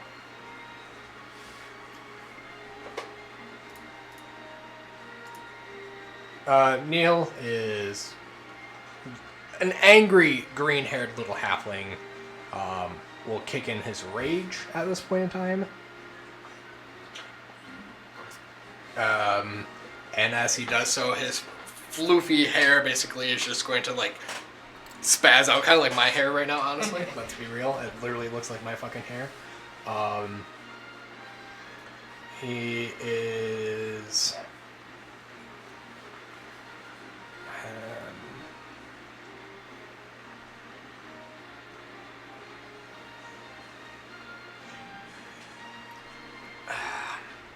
yeah, we're gonna still do it. Avamera, you're still target, but Onka's right next to him. So he turns and points his arrow and will shoot at Onka. What's Onka's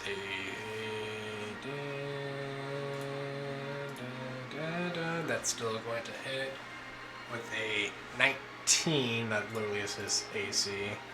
So I need a save from Onka. God damn it.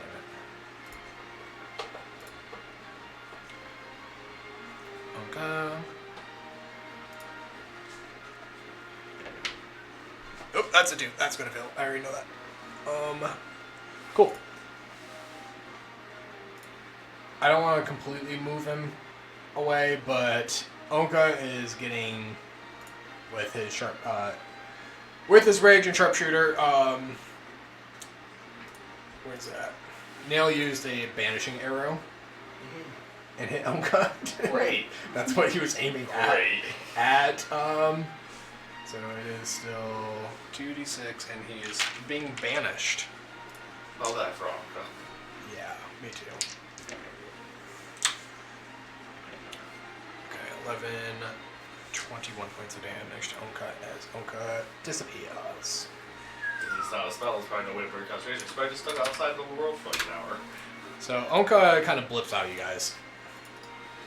And like I said, I don't want to remove him because otherwise it Breaks everything. Breaks his initiative and everything. Yeah, so he's just getting dropped into the corner. So Onka, boop, you guys just see the champion of killings kind of get shot with this arrow, and as this arrow hits him, this portal opens around, and he's just pulled through. And he, now that his closest threat is away from him, he will rush to the top here. I know you are covered, so he will take a second shot.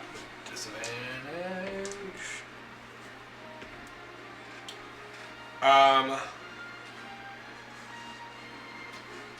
Avamera, your AC is a 14, is it? Is it +2 partial cover? It's part 2. Yeah, we have cover +2. Yep. So 16.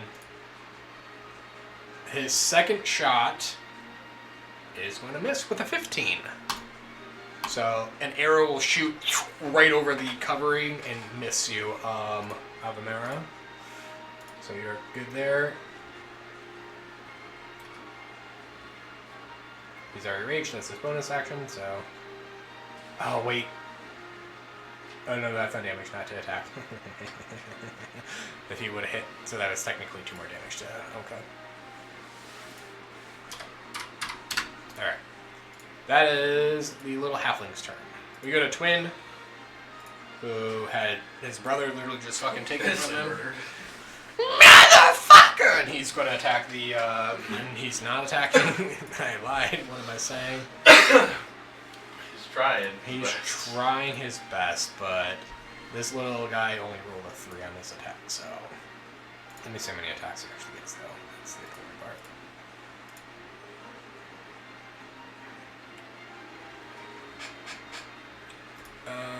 Plus... He makes 2 attacks. First attack's missing. Second attack is hitting with 26. 7... 8. 15 points of damage. Total to the werewolf. Okay. And if his turn, I've wanted to use... I keep forgetting to use Amime's last reaction, legendary reaction before her turn. Blanca, I love what you've done here, my friend. It'd be a shame if we were to say fuck that. So you just got dispelled. No, she's just being grappled by him, so... Yeah. It'd be a shame if she could just, like, face step away. Thank you, say. Of course. I don't know if that's what I want to do yet, honestly. I don't want to do that yet, either, because it's only in... She will face up. Just... Get your dirty hands off of me! Oh. She's going to land right next to Naluma, the Queen, and Bronte, and just be like... Where do you think you're going, loves? You're an important matter to the business at hand. Please stick around a little longer. And we go to Grok. Grok. Wait. Grok is going to cast Call Lightning up in the sky, and a cloud is going to form above. So it's a 60-foot radius above. This is open sky above us, right? Yeah, correct. Yeah, so about 100 feet up above, a cloud is going to start covering basically this entire arena. Is just going to have a cloud appear above it. Okay. And a lightning bolt's going to come and strike down here. And because Amime is within 5 feet of it, she has to make a dex save. Mm-hmm.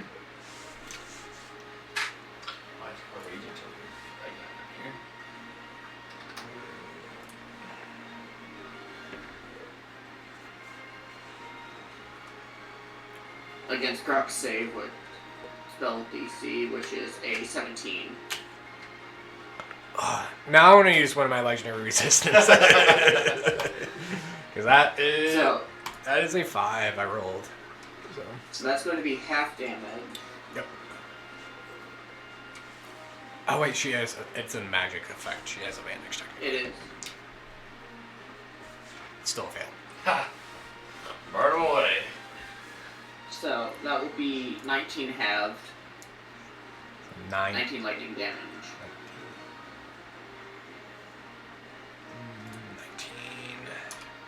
19. And then Brock is going to slip behind Is the that podium. that's a here. concentration spell, right?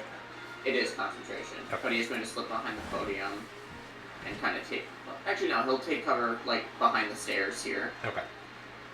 I'm gonna do a concentration once I can find the symbol. That's my symbol.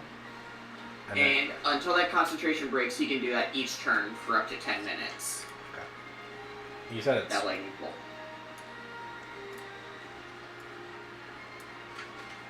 It's the entire. It is a 60-foot focused here, so it is literally the entire arena is covered. okay. Well, we're gonna do this, and then I'm gonna move this to the back, so I don't have to keep clicking it. But lightning. I forgot to throw out, I think it's awesome that the portal character has negative initiative. Yeah. He has a yeah. Yeah. He's Well, doing. instead he went through this. But that will be Grok's turn. Okay. We are finally on the top of initiative. Keelstag, who's been hovering around as the storm brews.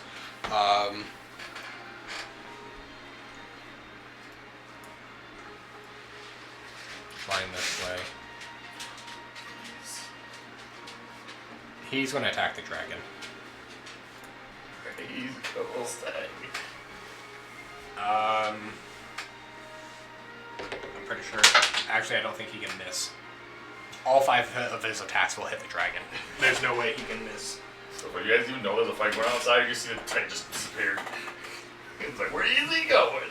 Giant. I was like, I'm actually going to make this a little because there's so much shit going on. But dragon, Keelstag. Keelstag literally has 5 attacks, 2 claw attacks, a horn attack, and a tail attack.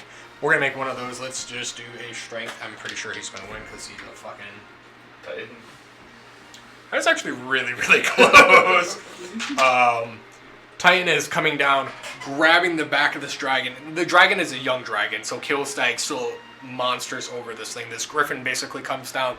As he grabs the back of the dragon, like one hand holding onto the dragon is mawing down and biting down on it, and is going to fly up higher with the dragon. So the dragon is being preoccupied with Keelstag right now.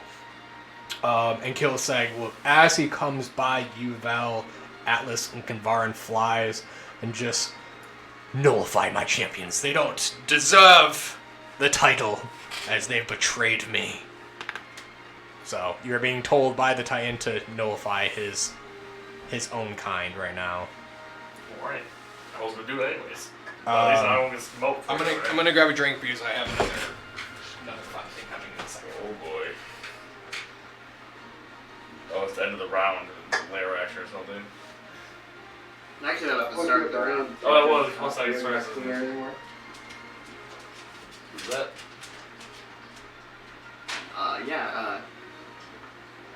Grok might not have the most health, but I figured lightning strikes while hiding in cover. Pretty good. You got like what, like 12 HP right now or something like that? 21. 21. He's fine. He was just dead for like months. Also, he can't like make attacks. He has a -4 to all attack checks, like Yeah. ability checks and stuff like that because of. That's what he needs So to make a force saving them to throw. save against him. Yep. Alright. Top of the initiative still, right, with Keelstag, technically. You are going to, so Atlas, Vel, and Kavara. Let me make sure I can grab my fucking tokens where I need. Oh, more tokens. I know, sorry. Next to Kavara, all of a sudden appearing from the, it's like nothingness basically, as he's invisible. Showing himself is a black hooded figure dropping, and as he removes his hood, throws the dead carcass of one Brexton no! of the Isles of Garth.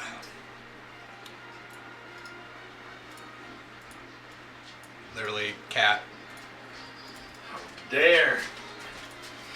Thank you, Boo. All these characters look too cool. This guy was a bird, you know. I know, I'm sorry. So, I know I hate myself because I already told myself this battle was a lot, but I thought they would have a problem fighting on me. I'm not sure. They got the short end of the stick to that, as I thought they did. Waited all week for this battle, man. Okay, we're going for a little bit. oh, I was like, I will tell you already, you guys, this battle is going to take more than one session. So, 100%, I figured. okay. So, a black hood comes down. You see the pale face and golden hair. Wrapped around is a crown made of dripping gold and red jewels. Removing his cloak, you can see he's in a fine, very, like, detailed garb, but very slick, almost stealth-like. I don't really want to call it a costume, but that's the only thing I can think of. It's golden, red, and blacks all across within the embroidery. Some of you guys have met him, Nobody out here has. but nobody here on these outside has met him. But this is King Acutus Gates, as he throws right next to Kavara the Felix cat and just pity. Yeah, it was like, Murder him. oh, I know. That's why I'm doing it. Kavara would be pissed off by this. Pity he was in my way, but you know what they say about good blood. Don't waste it. No. Dale, we're in over our heads out here. I'm sorry. He's talking out to Kavara. I'm looking for a queen. Calls herself Kenneth Bronte. I do believe I have an appointment with her. Have you seen her recently? He's saying this to somebody who's not here, so I'm literally just fucking talking to myself, but... And then swearing or deadpan gazes and just like... Kavara would probably be fucking pissed at that. She wouldn't even respond. Cat got your tongue. Sorry, poor words of choice.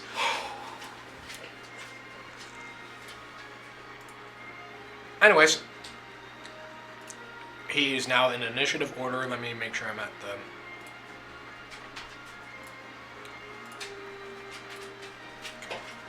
Alright. Where am I at? Am I still on Grok technically? Or? Very close to egg.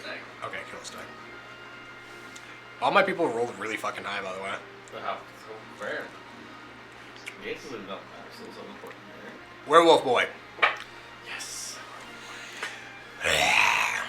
He's finally here. Wonderful.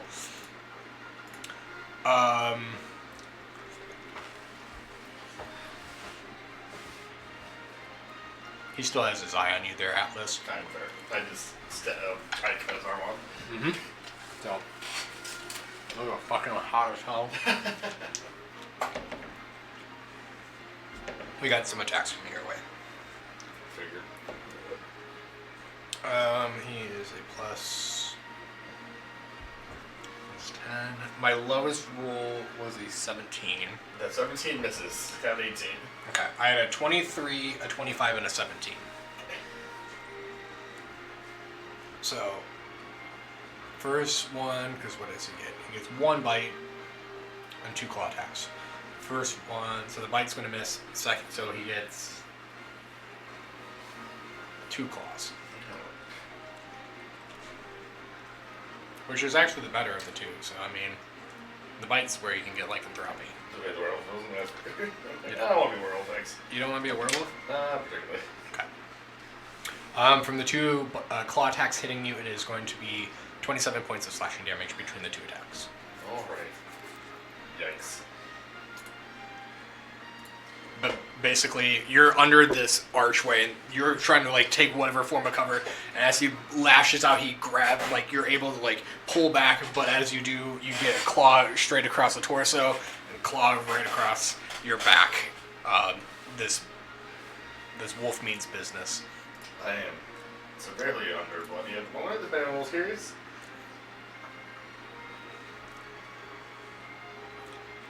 Alright.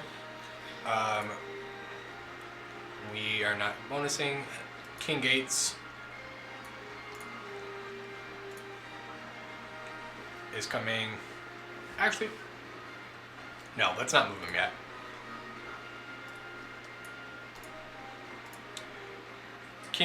Gates flips out 2 daggers and throws them both at Kavara.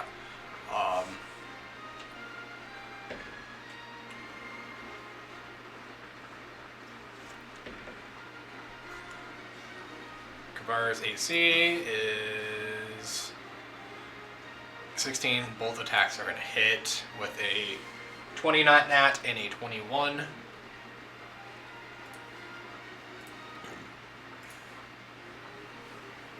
Kavara is going to take 17 points of piercing damage from 2 daggers. I don't think you can actually update her health though, can you?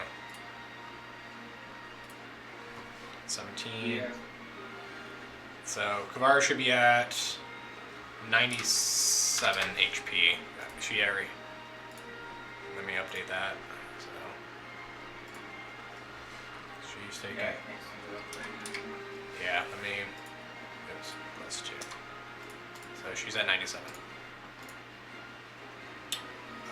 3 attacks, 2 daggers. Okay, so technically you would still come out and hit. Swing his sword. Yeah. Okay. Kavara's taking some damage.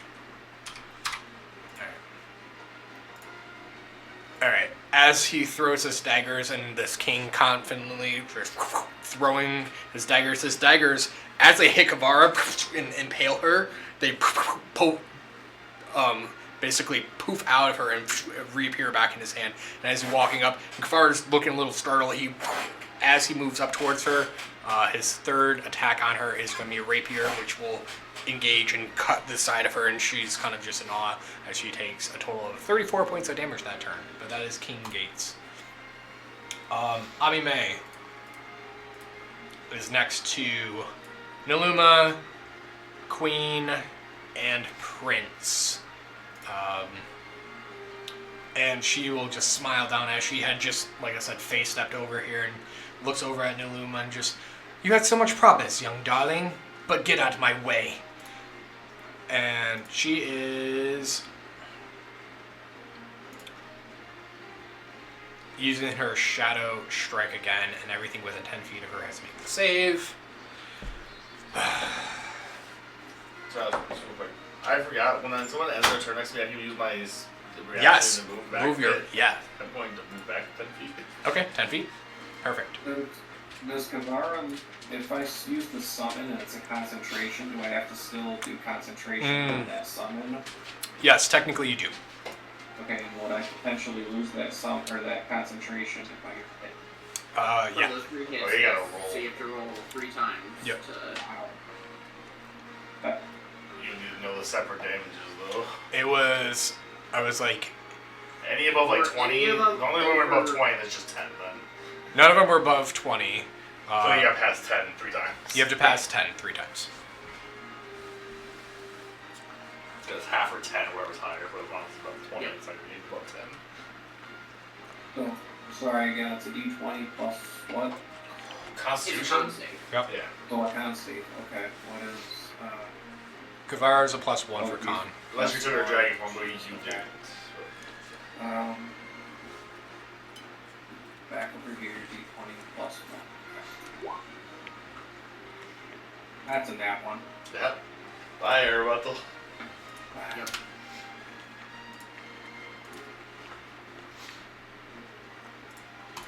I think her concentration dropped as soon as she saw the guy.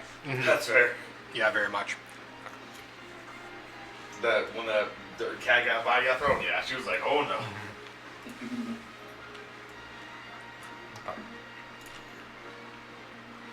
Con saves, that's what I was, sorry, I was doing wisdom saves.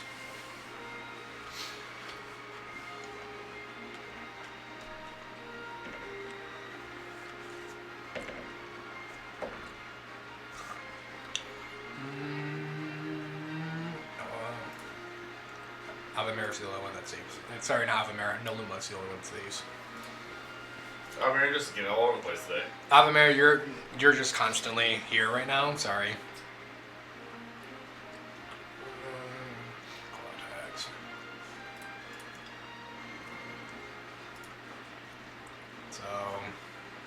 25 points of damage, half to Naluma, 25 to the other two.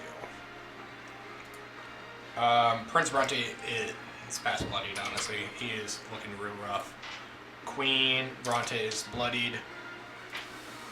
Naluma, that's her first hit, so 25 half is 12.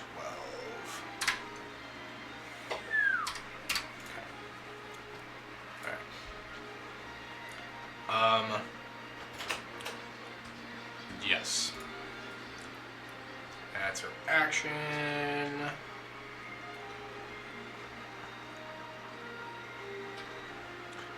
Mirror image, but that would be messed up. We'll end her there. Vel, you are up. At Emperor, and then Atlas. That was backwards last time. That went before that for last time. I don't know why. I don't know what happened, but... Yep, let me switch that around. You're right. You have a higher dex than him, right? Oh yeah, for sure. Yeah. So, Vel, Atlas, Emperor. Sorry. The numbers are going up, our numbers are going down. I really don't like the way this is going. Everything's going wrong. It's like it was planned by them.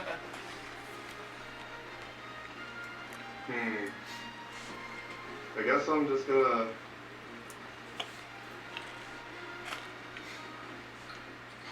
What's this werewolf? take another shot at Trom.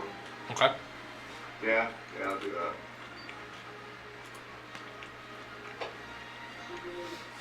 So 20 to hit. That hits. Yay. Also, I'm rolling 1 on the damage. Oh. So 7. I know how that feels.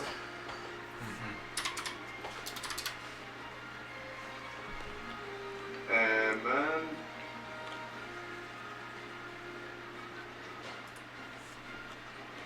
I'm gonna Misty Step one more time and go right here. Thanks, Vale, for leaving us with 7 people or so. Are you going on the roof or like in the door? Yeah, I'm like on top of this little thing right here. You know that scene in Clerks 2 where he opens up the thing and you see the whole building on fire, and that's you walking back into this room and seeing this fucking lightning storm going. Pretty much. Shit's crazy. Shit's crazy. Yeah, like this lightning storm was just above, just fucking crackling and... Yeah. You literally are sitting on top of like a... It's like a 30-foot archway that you're walking into. So you're up and you basically can start seeing this lightning storm swarm down. I think visually you're having to look down about 20 feet how high up you're right now, Vel. Look at that. But looking down, you can see the chaos that is afoot. You haven't... I was like, this is the first time I think you guys weren't around when some of these people walked in this room, so... No. So, I'm just gonna say, tell me where to send my arrows. We're busy. Man, where are you going? We're busy just out here and they're out there. But the Emperor will, booming his voice with thaumaturgy through the storm, basically call out Amime and say that's the target. Ding ding. Ding ding. Yeah, because she has a name tag right above her. I'm Ami May. Right. I describe what I see. I describe what I see. Just introduce yourself to the class. Okay. Oh, and along with shouting who the target is, I also say protect the queen, which is this lady. The Dragon Ball one. Okay. We go to Atlas then. I think I'm on a bonus action, heal 1. Because your boy is hurt. He's gonna be 12. Max healing, I'll take that. Nice. That almost covers my health back to where it was. 22.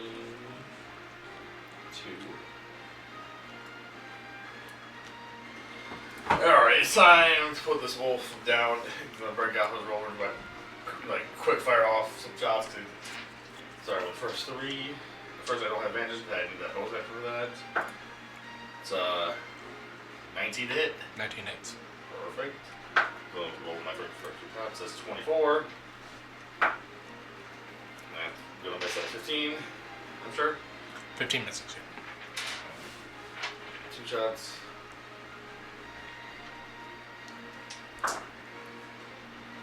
11 plus 8, so 19 damage with those 2 hits. I'm going to action surge and shoot him again. That's a 23 to hit. Yep. Fortunately, I need to reload that gun now, so I reloaded, but I'm gonna switch to the musket. And this time, I'm not taking any chances. I'm going to triple violent shot and use my clockwork amulet. That's automatically rolled a 10. So it hits for a 21 with 3 violent shots on it. Yes. So This is off your musket, right? yeah. Oh boy. I'm Okay. going to shoot for 4 d12s.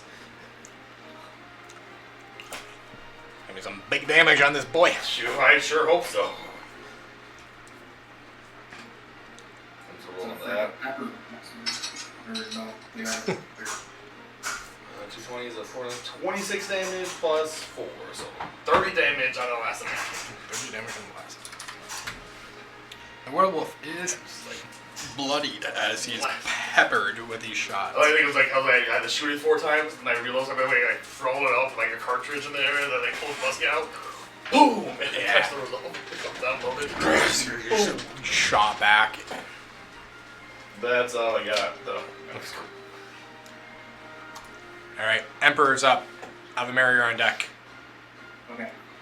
So continuing my concentration of the moonbeam, I'm going to draw a line across the sky where it seems to kind of erase into the moon view, and then I'm pointing it right over top of my buddy Neil over here, trying with the moonbeam.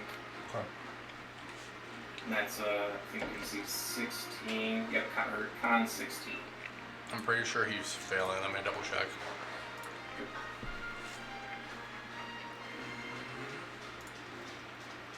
Con.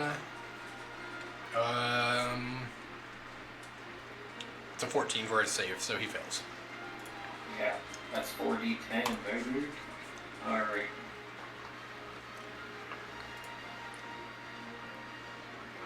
Big money, big money. 20 damage. Radiant. How much? Sorry. 20. 20. Awesome.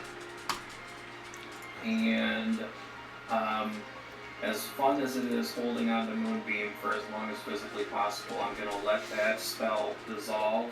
Darn. And I'll, I was as just a bonus action... I was looking for the animation for that. Huh? No, you're good. Oh, okay. As a bonus action, I gotta double check the range. Ooh, it's 30 feet. 30 feet. Big money? What is that? What does it say? 35. 25. Oh, cool. I'm gonna cast Compelled Duel on first level. Wisdom of 16. Come on, damn it. One time. Sorry. Fuck. I am. She would have let her listen to that anyway. It's 25 on the save. I basically shout out through the storm to Omni and just say, "Those boots, for real?" seems to go unhurt though. These boots for real. And she is going to use a legendary action. And she's going to do her own storm. Because she has a lot of people by her that she wants to take out. So I'm getting dex saves from everybody within 20 feet of her. 25, I just said, yep, sweet. Yeah. Oh, why don't I just do that? I should draw from her, not to her. Yeah, about the, like, just out of her range. Yeah, I believe Yep, it. I'm just out. What about Vale? Vale's Like, Vales walks in and smoke with lightning. Uh, That's what you get for running I'm away. also like raised up 30 feet too. That'd be so hilarious. You just step out of one battle and just like, what the shit?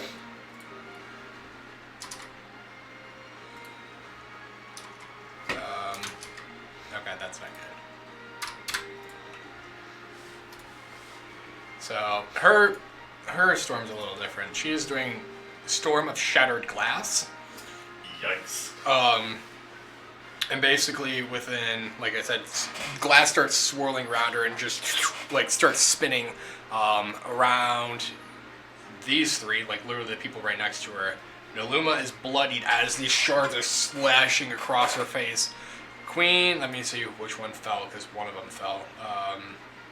Queen Bronte is barely hanging on right now, and Gideon drops from this. So.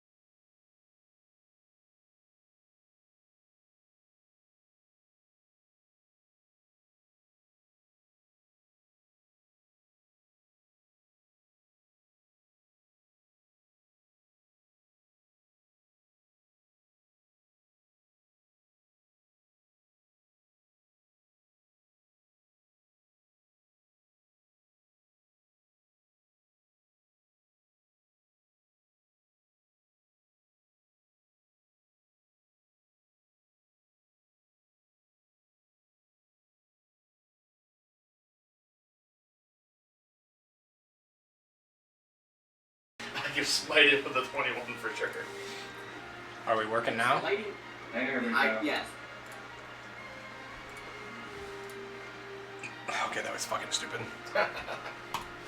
And we're back. And we're back. What was the last thing you heard? I asked if it was concentration. Oh, yes. And then it cut out. It cut out. So, technically, it is not concentration.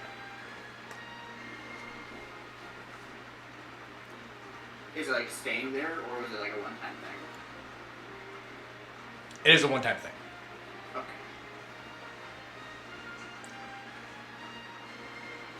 Yeah, it's not a long... It is a one-time effect with the recharge.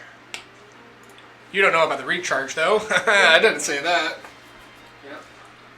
So, but no, it is a one-time thing. And as these, like I said, actually like amplifies and these glass shards just swirl around her. Naluma's blasted, looking real rough. Queen Bronte is even worse, and her brother drops. And as he drops, his body kind of like tumbles down the side of the stairs. And she will just say, well, not like that, but, there's the blood we are looking for. Where's the king? Alamera, you're up. Naluma's up. Queen on deck. Alamera stands up briefly above the barrier and calls out to his sister. So you want to create a storm, and we'll cast 8th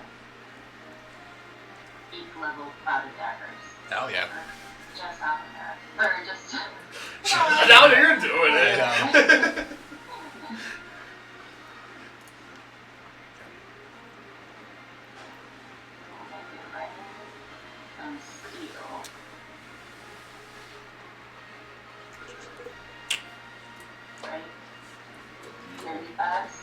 Concentration boost. Yep, concentration. That's not right, that's right. Okay. Alamera is concentrating now. Everybody's concentrating now. I'm concentrating on not dying. Does that count? Yeah. As these daggers start dropping down on her, you will get the piercing eyes of your sisters glare back at you, Alamera. So. I will duck back down. kind of great.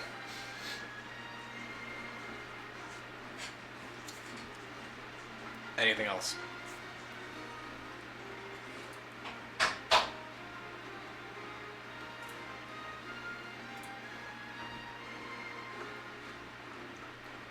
I think that's all for her. Okay.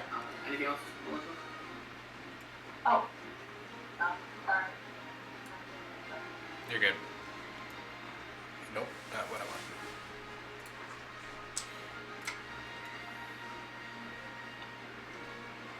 She has to officially see it though. Fuck. Well, she can.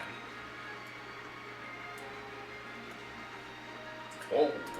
Nolima is dimension dooring her and the queen out. I hope you didn't think it'd be safer out here, you guys. Oh, you bring the queen. Oh, but she wouldn't know the king's out here. But She doesn't know the king's brings out the here. queen right to him. So she runs out, and Bronte looks at Nuluma and is just like, "What are you doing? What? My brother! Why would you?" And then Nuluma like drops and looks out and sees the werewolf, everybody else, and makes contact with King Gates and sees him, and kind of just goes, "Oh fuck." Bronte's Welcome to the fire Yeah. from the pan. Bronte's up. I think she's just going to second wind. Let me double check.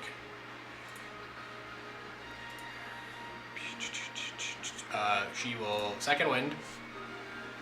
Get some health back because she's looking rough as fuck. 9? Plus 9. That's actually pretty good. 19 points of life back to the queen. We're sitting at a pretty 32 now.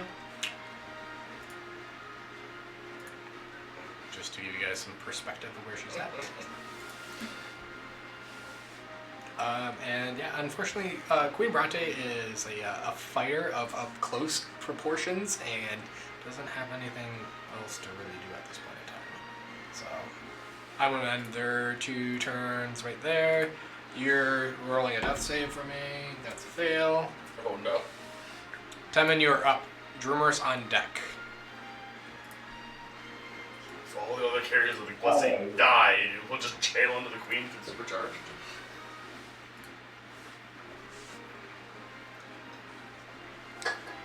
Alright, so now Ame is like down.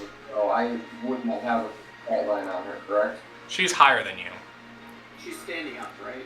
She's standing up. She's on the top podium. You would be able to still see her, but she is above you. Okay.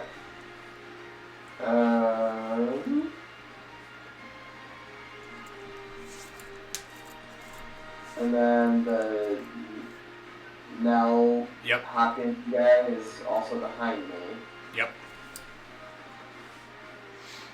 And I'm able to see him too, correct? Correct. Okay. What about this lightning? Am I gonna have to worry about like dodging lightning bolts and shit? Grok's not targeting you, so As far as you know. as far as you know, that is true. Grok, where are you shooting these things? At the people shooting. The one person you know in the whole room. I mean, Brock's shooting at anybody that's going for his friends, which, I mean. So probably he not knew his the queen. friend. Since Grok knew the queen, and like both the Bronte.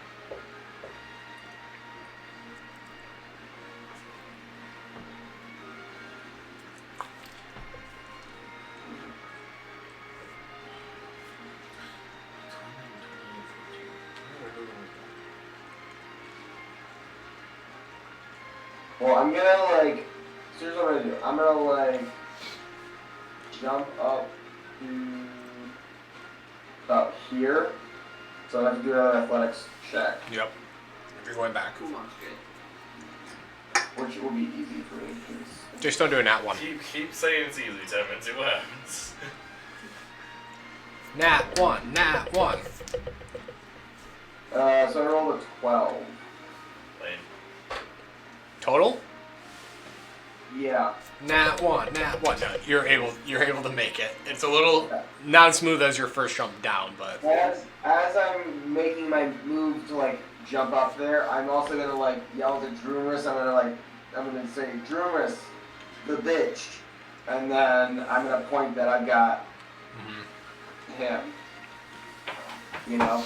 all right, I'll do what I can. All right, and then I'm gonna cast Thorn Whip on him because I'd like to try and like tie him up so he can't like use his fucking crossbow and shit. Neil, whatever the fuck his name is. Neil Armstrong. Yeah, it's not bad, but anyway. So I'm gonna go ahead and cast Thorn Whip. Okay. Literally Neil Hobson. It is Neil. Hopkins. Hop. 18. 18. 19. 19 hits. That's only being 11. What fucking damage is this? It's 11 piercing damage. And you have to make a save, right, or be restrained. No, that was just like the intention of why I'm doing it. There's not like a restrained part about it. It's just that. Oh, okay. I thought Thorn kind was of, restrained. Yeah. Don't want to drag towards you though. Yeah, I was. Drag him on podium. I thought it was a restraint or a pull towards, but. And then for my bonus action,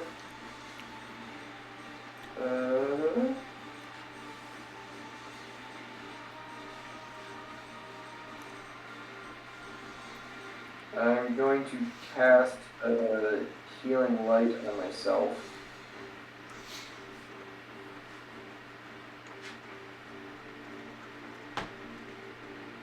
And roll 3d6 for 10 HP of healing. I just want to get a health check from everybody at this point because I'm trying to keep track of like craziness, but it's fine. I'll do that I'm later. sitting at 85. You can find a crit on the first attack. I'm doing okay. I'm at full health. Of course you are. Atlas, where are you at? And that's 63. gonna be my turn. I'm knocked down a little bit. Yeah. But I have no hope I'm still at 70%. Drummer's is up. Alright, so for Gurus. So he got the communication. Oi, I'll get her. What was that? I can't do the voice like he does. Oi, I got her. There's no one feels like he have talked to himself. So what's his movement? Let me look really quick. I don't know what the fuck my camera's doing right now. 35. Oh, so it's just was. I don't know if I can select him. No, you might have been the one person I didn't give access to. There we go. There you go. Now you can. Okay, cool. So I'm gonna have him like move over to about here, like that, and then there's that too far out. It's a little far. Would it be about here then, or His movement's what, 30? 35? Here you get to like the bottom, like the stairwell. Yeah, Right there? Right there. Okay, cool. All right, so then he has what? Some fucking hammer that he throws like Thor, basically, Yep, here's a Thor hammer. and he can do 2 attacks, from what I'm seeing. Correct? Yes. Yep, he has 2 attacks. And then it does an additional like lightning damage once he hits with it. So yeah, it does additional D8 if he hits a target. Like if it hits a target, it does. You roll a D8 plus 8 plus the lightning damage. If the creature's larger, that has 2D8 instead.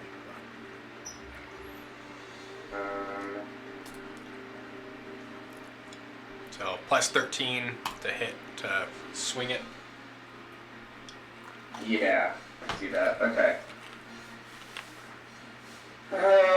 Okay, so he's gonna, like, as he's running over, he's gonna, like, take the fucking hammer and throw it over at, fucking Amelie. Mm-hmm. And it's a D20 plus 13. Yep, d20 plus 13. Alrighty, so that is 30. 30's going to hit.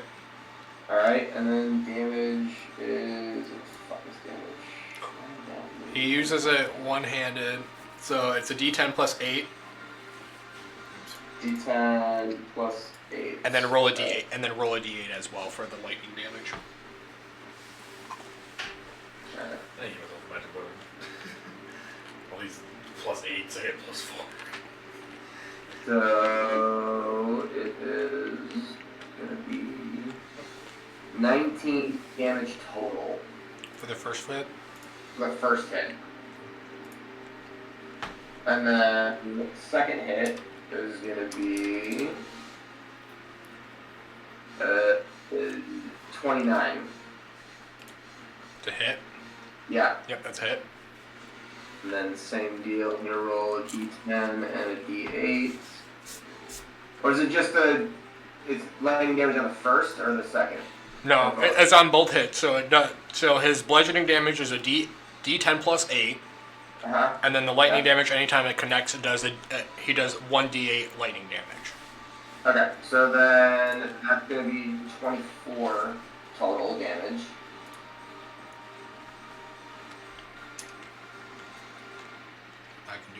I can do math, okay. And then... Anybody else seen Al's camera doing weird glitches? Yep, Oh, yeah. we're not talking about it right now. Alright. Oh, we're not done yet. And then I'm gonna have you do his action surge. Yeah. See if it reloads. I might have just fucked up my camera completely now. You're gonna have to mark the action surge out because I can't like do anything on a character sheet. Yeah, I know. I got it. Okay, so then I'm gonna do third attack. Yep. Should be 2 more attacks. It says 1 additional action. Wait until you get 2 You attacks. get 2 attacks per action. Yes. So then that's gonna be a fucking 31 per hit. Yep. And then that's gonna be for 20 damage. No, 18, sorry. Yeah, 18. Okay. And then the second hit is gonna be for 29 again. Yep. And the damage is... Ooh, that one's not so good. That one's an 11. He ran out of steam on that last one. I mean, you still just did like 80 points of damage in that round. So, she is bloodied. Get bent. And that's gonna be it for Drummer. Right. That's like every throw he throws it, knocks him in the jaw. Oh, yeah, Back, like knocks the instant. jaw again, uppercut, just wailing. Yeah. I think I even saw him throw a spin kick on that hammer at one point. Just launch it back at him again. Just hammer's coming back, jump up, spin, kick it, fucking hit it back. Yeah, exactly. Alright. Boy, you didn't think I had those moves in me, did you? You guys are all over the place. Hey, you for this. Well, I know. I'm just trying to figure out how I'm going to kill you on This this. could have been a friendly conversation, you know. I've been going late on some areas. Diplomatic here.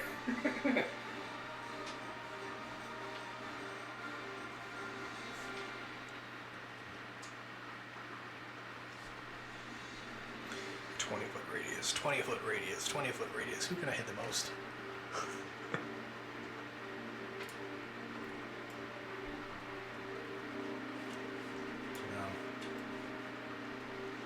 I think we're running this way. After Drumers is hit, Amime is going to cast. Where did it fucking go? There it is.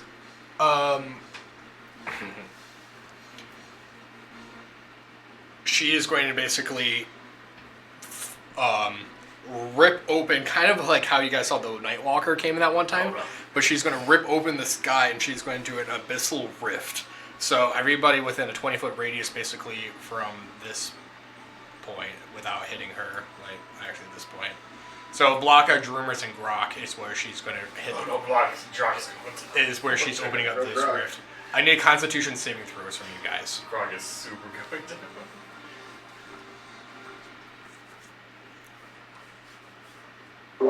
Let's see here. Constitution, he's proficient in Constitution, so let me just do... First roll is going to be a 10. Second is going to be a 14. It's a fail.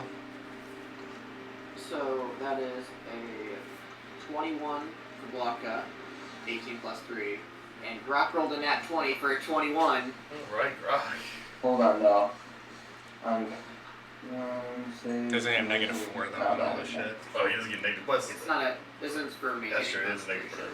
No, I know. I was just reading because I saw there's a couple of So it's like notes the actual on modifier. his thing, on the saves portion, and I didn't know what it was. Oh. Grok did just come back. Grok just came back. I mean, you guys, I was like, 21's the save. Yeah. 21's the save. If you missed 21 and up, pass, you take half damage, which is 21 points of necrotic damage. He's down.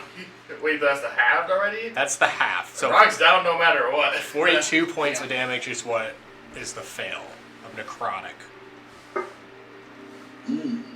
Wow. Just so glad you brought him back just to be a freaking meat shield. He'll be fine. Don't worry. He didn't even get to be a meat shield, it's an AoE, so. Yeah, just AoE. And He came out and died. this has a chance of summoning creatures as well once you rip open it. So I need somebody to roll me a D100. I got it this time. He this time. I'm volunteering the tribute. Okay. It's 10 when it's back, so it's 15. 15 does not summon creatures. Woo! Never thought I'd say this, but thank you, Atlas. You were about ready to summon 3 large Hazrus, which are large fiend creatures. See, I picked you guys. Tevin just wants us to die over here. So that's just her legendary action there. Oh, of course. So, but did Grok went down, right? Yep. Grok went down, so the storm is dissipated. Oh, I did that math wrong. It was actually 5, not 15. Does 5 matter? No. Okay, I was like, oh, lower was better, but Lower was better on that one. I forgot the. Is it working with the stars as star instead of the double zero symbols? I had to take a second. Like, wait a minute. Alex, just keep the storm. Grok is going to be back up in a minute. Literally a second. You're just gonna recast it. Yes. Well, Grok's down still at the moment. I'll put it back when it needs to come back. Because, like I said, I've gone easy on some things. Alright, that's her legendary action, though. Blocka, you're up. I am going to move right up next to her again. Yep. We have unfinished business. I'm grappling her again, and you're not getting away from me. Okay. Strength contest. I forgot. Did I just kind of do there? Just take her. It's a nat 1. Yeah, fucking, I'm picking her up and I'm just raising her right up into the air this time, like, you're not getting away. I should have had her fly, honestly. I keep forgetting I should put her back in the air. A little bit. It's fine. Damn it! And then It's like, shoot this! Bonus action, mass healing word at 5th level. Alright, this is where I'm kicking in. Reaction, she is going to negate spell. Negate spell? Negate spell. So, Heard of that sound. unless you're casting at an 8th level or higher, it automatically fills and there's no effect. Can I counterspell it on that? Can you counterspell something that's an 8th level? You have to roll for Yeah. it, probably. Yeah. Well, if she does at 7th level, well, you can do it at 7th level and you have to roll against it, but you can do it I at need to roll against it at any level. You can cast at 3rd level and have to roll against it. Mm-hmm. Yeah. And you don't get any benefits, I don't think, from casting at high level, which is funny. Yeah. No, if you're under level, you just have to roll against it. Yeah, So it doesn't matter if you're I- under level by 1 or level by 7. It just matters if you're under level. Yeah. Roll off. Oh, it's a complicated, I know, I have to pull it up. like mathematical equation you gotta write for counterspell when you roll. Yeah, let me pull it up. No, not orb. I can try it. Yes. Yeah, you So, can. orb. I gotta figure out what the actual. You just use a 3rd level spot, so you don't waste any high level spots. Cause it doesn't It's matter. equals 10 plus the spell level. So you gotta be 10 plus the spell level 18. and DC. 18 on a d20 roll plus something. So 3rd level counter spell. It's a ability check. It's your ability check against a DC 18. Yep. Your spellcasting ability against a DC 18 So it'd be like, plus 5. It'd be your intelligence, whatever your spellcasting ability is. Yeah. so yeah, roll a d20 plus 5, you gotta get over 18.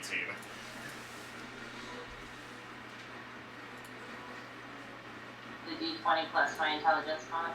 Yes. I don't know if I gave her that buff earlier with that. And then, okay, It's too late. you're gonna need every help you can get, so. Nah, let the face decide. Yes. Any other buffs from being around the emperor? Just That's like for if you- saves. Yeah. Yeah. Protection. Gotcha. It's fine, you gotta roll a 13 or higher. Or you gotta beat it 14 or higher. I'm gonna give you my D. 15 plus 3 for my intelligence mod. I'm gonna give you my DM. I'm gonna give away my DM inspiration to you. That gives a D6. D6. Max out when I was No, she's not. She had plus 3, so she's a 16. Well, now she has a little more range. So that was a 1. 19. And yeah, what spell slot would I take up?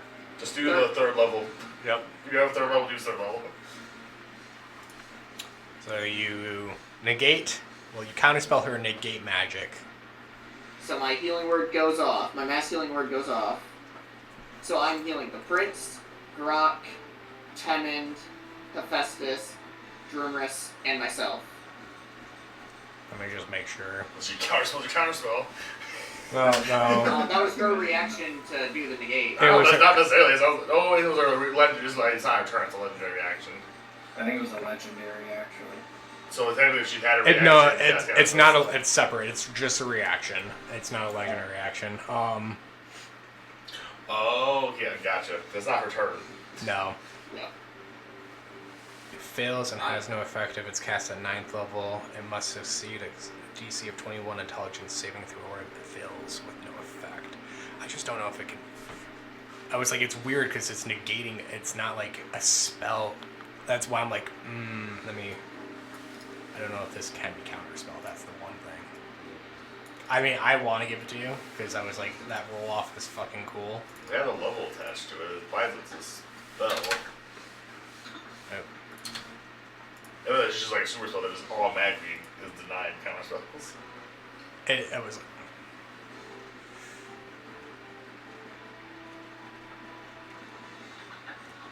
It doesn't have a level. It just says 8th or lower automatically fail. 9th level has a chance to save. Gotcha.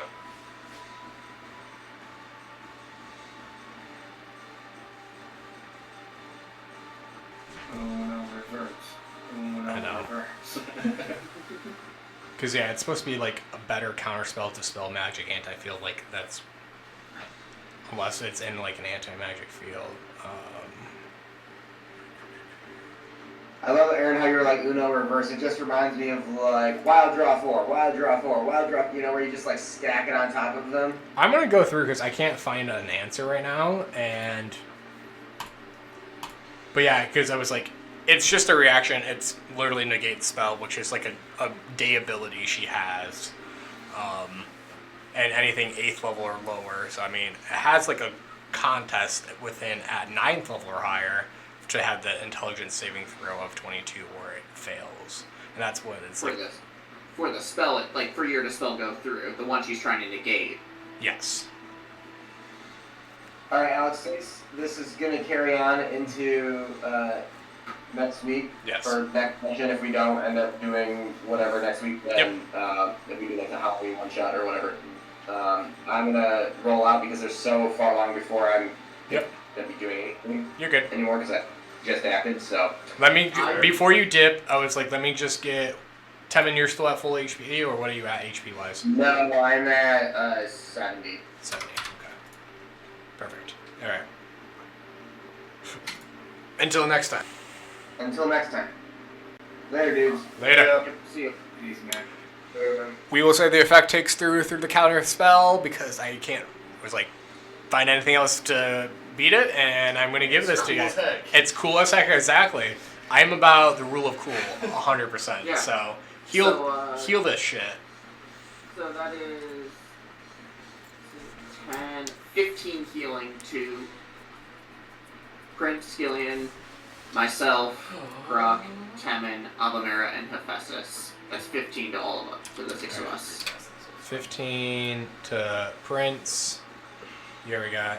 I'm gonna have to get. Yeah, that's fine. I've got because the PDF you sent it as, I can update Brock's health. Okay, cool. So Perfect. I can track it. I also started putting. He's at 15. That's pretty easy too. I was like, I can just update that right there. Remove the death tokens for him. That wasn't that good fucking save. I just want to say it. It was very much how needed. my teamwork works. Yeah. Man. Holy shit. Very much.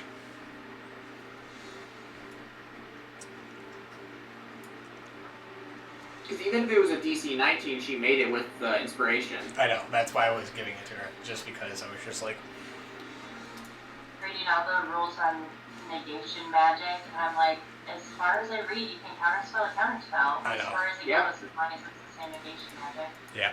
That's pretty much what I was reading too. So. Picture the dialogue to have so Blanca grabs her and holds her up by the leg, and he's like, "I'll kill you." Yeah. She's like, "No, you won't." And Silence, you. I am a queen. Yeah. He says you will. The queen commands you to heal. It's reverse psychology. we're just a simple objection. I'm making a very House of the Dragon. The queen commands you. Yeah. Over everybody else. I love it. Hell yeah. So saith the queen. Okay, Blocka, end of your turn. Yep. We go to Thrum, whose dragon is being fucking attacked right now. Grapple. Let me see if his dragon breaks out of the. Ooh. Strength contest. What is your strength? Huh. Dragon is breaking free from. It's a. And he's going to phonemic breath kill stag. So I'm sure kill stag. Jesus Christ, I'm rolling really good for him. He's very weak, it's fine. That's understandable. What was that save? Sorry. I said con. What did I say? Con. Kill stags. Con automatically makes him succeed. So that's fucking cool. I will roll the damage in a moment. Where's my d8s? Remind myself, I know this is super exciting. I'm sorry. Wait for it. Okay. The Griffin has taken some damage. Cool. Dragon's doing that. Thrum, not thumb. Thrum. Clear this out. Some of that already. Did Moonbeam last time. Multiple attack, 2 attacks. Oh. Supposed to use 2 scimitar attacks and the radiation beam. Oh. Well, I missed out on 2 attacks. So he is flying. Actually, Bill's gone now. He abandoned us. Okay. So it's me and Kavar fighting back to back. It is you and Kavar fighting back to back. Vel is running. Nah, I feel like he's still come for you, Atlas. Yeah. Swooping down. You're the one normally in the air, so getting bullied. You are It's being not that bullied. fun. Atlas, 2 scimitar attacks are coming at you. First one's probably going to hit with a 22. Yep. Second one's going to miss with an 8. Yep. Oh, his scimitar has radiant damage on it too. Nice. 6 points of slashing. 11 points of radiant. And then... I don't think he'll line up. Well, I can just shoot it anywhere, right? Yeah. Once again, I'm not gonna. I was like, I can draw the line if you really want to see, but literally, nope. That's a shape. That's a shape. I wanted a freehand. I was like, you get it. He's lining it, so he's hitting Atlas and Kavara. Yep. So I need con saves from Kavara and Atlas.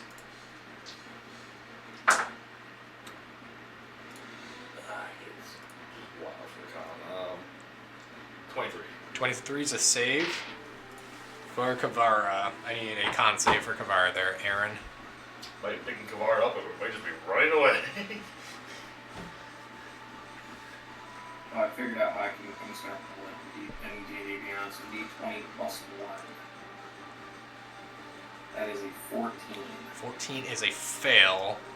So it is 27 points of radiant damage to Kavara, 13 points of damage to Atlas. You're keeping track of your hit points, right? Because I can't adjust it. Yes, 27. That is 70. If you click on the token, you might be able to put our health points into like one of the, like the green dot thing that pops up. You can type like health into that if you need to. Yeah, I also have it so their HP should be able to be updated. Yep, okay. Yeah, now, cool. Okay. So yeah, Kavara is at 70 HP. That is Throm's turn as he swoops down, like you said, scimitar slashing you twice, and as he does so, it begins glowing with radiant magic and shoots out just a radiant beam scorching across the field. Silk, who's done fucking nothing. Look, my reaction to move 10 feet. So whatever, I'm moving back next to Kavara. We're all back to back. You went back to back with Kavara. Bro, we might need to get out of here. Alright. Silk literally just saw Onka fucking disappear and just like, what? WTF? Still has their mirror image up. Let me find Silk stats. Where the fuck are you, Silk? Silk. Here we go.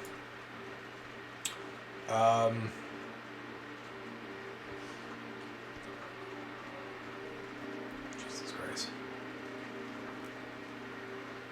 Alright, Silk's gonna come over. Let me see if Silk can actually... She can make it over. I said she. They. I keep misgendering them. Hopefully we get one more round out, because if I I know. only got two rounds into the fight. Pretty great. Jesus Christ. That's why you guys play. Or did you play Service? Yeah, I mean, I get multiple characters, I'm just saying. Too much just... Travis was playing as Drumrus. Yeah, that's fine. Okay. He was playing as Kavara. And I have no idea what to do against somebody that's within range, because like any spell they can attack We me. just need to run away.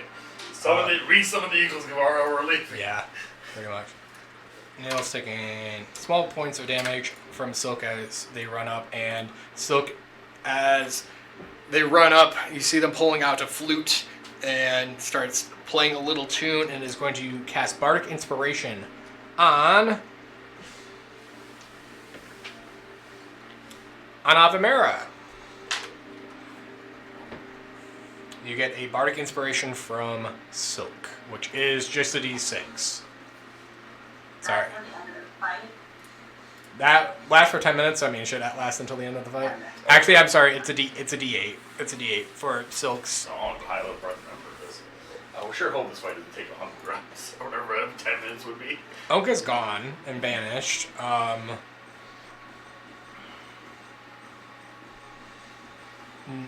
Neville just got hit though. I feel like he has the whole concentration. Like, Shit, suspect. okay, he's still concentrating technically on the banishing of There's that. Boka is still trapped. Kavara's up. Hephaestus on deck.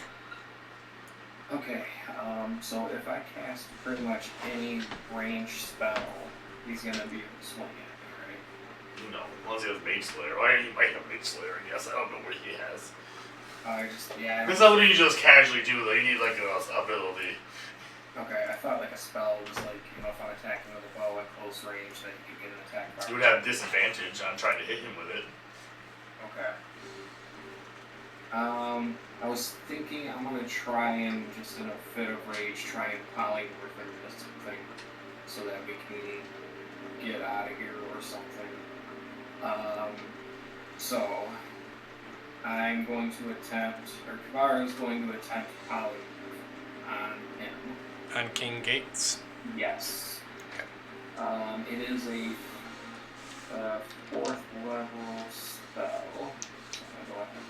Well, I can't click on it, but Wisdom saving throw is 17.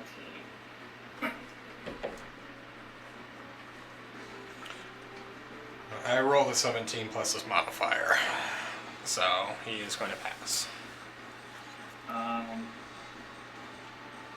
Shit. There's literally nowhere to run to. I'll get attacked, or I'm just gonna run into a gauntlet of all these fucking people, so, like, shit. I was saying I can pick Kavara up and, like, run away with her, but I'm definitely going to get down with this wonderful attacks again. If they come after me. I mean, where do you run? Like, to these guys? The sky, I guess. Can I attempt, like, an acrobat? Is this, like, down? Yeah, that's down. Could I attempt, like, an acrobatic to withdraw from combat against this guy? Like a leaping roll? Trying to disengage Yes. Without actually using an action. without actually using an action. Oh shit, because I did use an action, so... No, I was like, I mean, it's going to be considered a bonus action.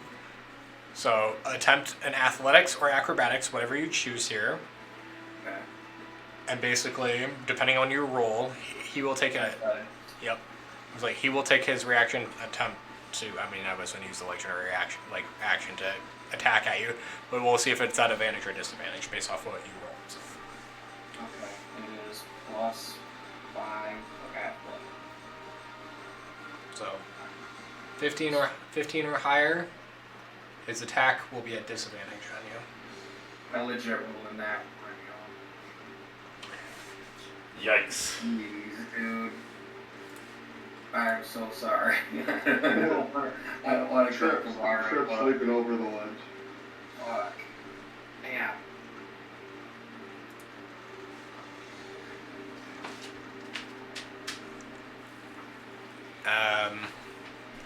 Well, without disadvantage, it's a 33 to hit. I rolled minimum damage though, so that's good. I really should have waited to It's 11 piercing damage back on top. as Kavara attempts to step away, but this king has this frightening presence, and with the nat 1, unfortunately, is going to be tumbling off the side and drops as she literally is getting slashed, and she stumbles back, falls to the ground, and she is considered prone at this point in time as she has fallen on the ground with a nat 1. That's fair.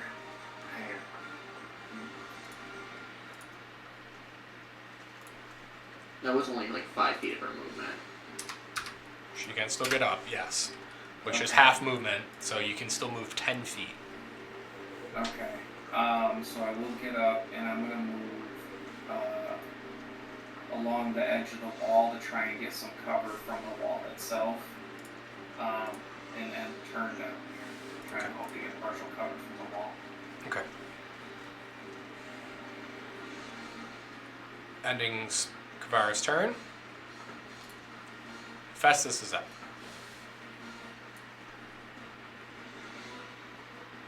I'm trying to measure it out. Do you think Hephaestus could make his way over to the Emperor? 30 feet? No. Not quite. Unless Big Boy's jumping. Oh yeah, does he have? He can attempt to jump, yeah. Is this? Not at all. It's like a 10 between like 10 to 15 foot gap between like the top of the railway to the other railway, so jumping across. Okay, so would that be athletics? Yep. Okay. Oh, okay, great. Because he is proficient.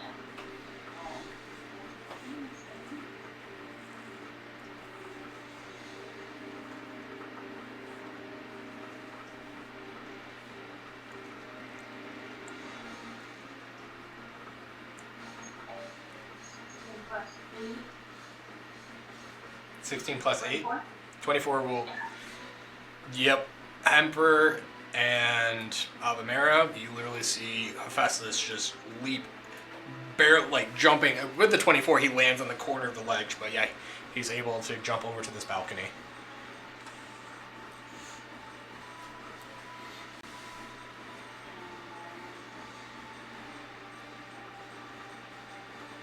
That'll be a action for this turn once again. You actually put them right here, just because I'm planning on moving Oh, them yeah. in range. Yeah. Yeah, wherever It's like- wherever we can put him, so he's there hidden with us. Guiding us. All three of you guys try to hide in this one single battle, just huddled up together. Oh my god, what's going on, you guys? Terrible. It's called tactics. Look it up. No idea what that means. Okay, and wasn't this Neil Hopkins? Wait, can you remind me? He's the archer? That basically? He's the a archer. barbarian. He's a barbarian archer. Well, he's a lot of things, honestly. He's the one that banished Blanco. But he banished Yeah. Anka, yes. Okay. He's asking right now. Okay. I think that'll be it for Hephaestus. Okay. That was only his movement. Yeah, all you've done is your movement. Oh, okay. Well, if it was the issue was talking about the jump. Think of that jump. Yeah, I thought it might be. Okay. So he does have an action, so. Yes. Yes. Okay, great. And, I was just gonna try to, help the Emperor in some way. So I was gonna try to do, guidance. So, I think I can get D4 to that. ability checks. Yeah. Yeah. Or, yeah.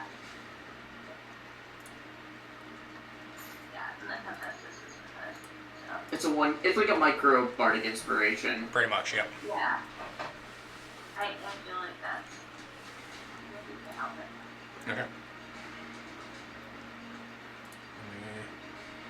Thank you, kind stranger. Of course. I didn't want to be over there alone. Since I don't The know Emperor's what met to do. Hephaestus before. Yes. Oh. Thank you, guy I rarely recall. Yeah, you guys met at, Yeah. it was like Odaru, Oh, and then you guys traveled to Ozan, and then to Soling, and that's when he left. The party was when you guys were in Soling. After the, Basically, though, it's the replacement for him, right? At the beginning. Yeah, he was gone before. Yeah. The character player was gone before the time skip, Yeah. right? Hello, Ranger. did he leave before the time skip? Yeah, he wasn't here with the time skip, I remember that. He was talking about, you had a narrate how we went to the tower or something, I remember. I Okay. think he was still planning to come back after that, but I don't think he ever Yeah, that's true. Yep, that is very true. So, yeah, you've met the character, not the player. That's what it was. Know that you are on our side. Yes. Nice to see you again. Okay. Neil. Sitting next to Silk. Like I said, this man has lots of little things up his sleeve. I mean, it's next to Silk. Have to do it. I don't know why I'm like half rolling, half on here, half not. What's Silk's? Silk has mirror image up. Yep. Both attacks are gonna hit, so I have to roll to see if they hit. Mirror image. I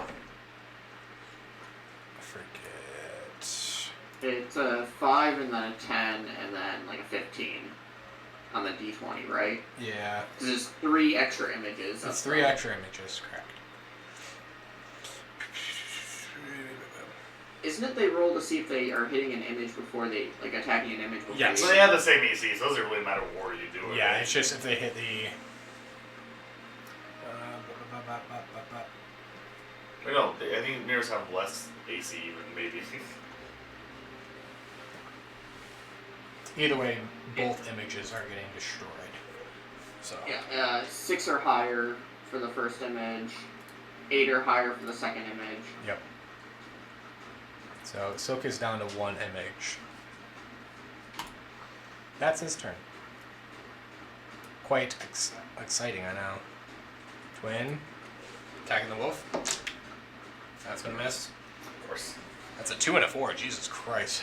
Twin, I didn't expect you to do much, but you know. And with a +6, that's gonna miss. Which brings us to Grok. Grok is doing another Call Lightning. Technically, is the cloud still there from last time? Technically, is there still cloud? It does more It's damage. It's not the same cloud. Dang it. I know. I have The tornado. cloud would have dispersed and then came back. Yeah. If you use it during actual storming weather, it does like more damage. I was like, do you guys want like a spinning tornado? Because I have a tornado icon too. Yes, there we go.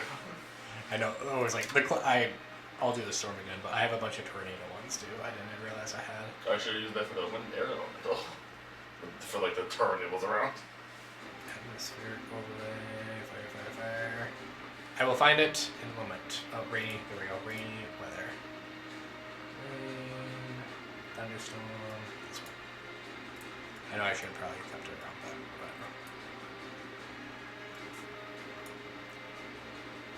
Yeah, it's covering the whole area again, yep. Yep. And it's going right for the queen. Alright. Oh, you mean the fake queen? Yes, Excuse me. Omni-May. Omni-Bay. Dex save. Currently in the hands of I'm someone. You are currently holding her. grappling her, Oh, that's holding her cool. up. You holding her. Then he can just strike 5 feet above Audine, so it just only hits Audine, not Yeah, I that's. am. I'm gonna have you. You're holding her. You're rolling Yeah, save too. So. I'm fine with it. I'm straight up fucking holding her up like Yeah. lightning rod. Lightning rod, yeah. So lightning rod. Yeah. And it's a con save, right? It is a dex save. Dex save. Sorry.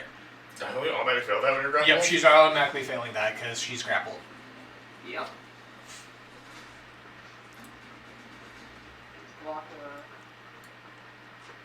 Just beats it. Matched it at 17. Nice. So You fucked up giving Joel the opportunity to use both of these guys as a team. that's fine. So that will be.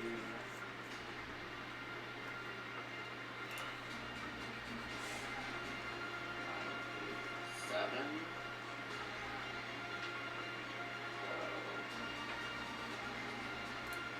24 damage. Half for me, so I take 12.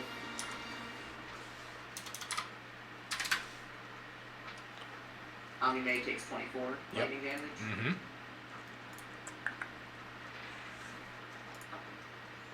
She does. It's technically measured. And- Damn it! I keep forgetting she has advantage on. But she automatically I'm failed. back. She automatically failed. Automatically. Yep, that's what it was.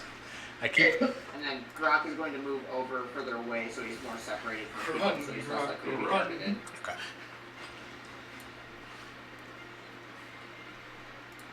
Alright. I'm gonna have some legendary actions at the end of this round. So, Kill Stag. Seeing the storm brewing in,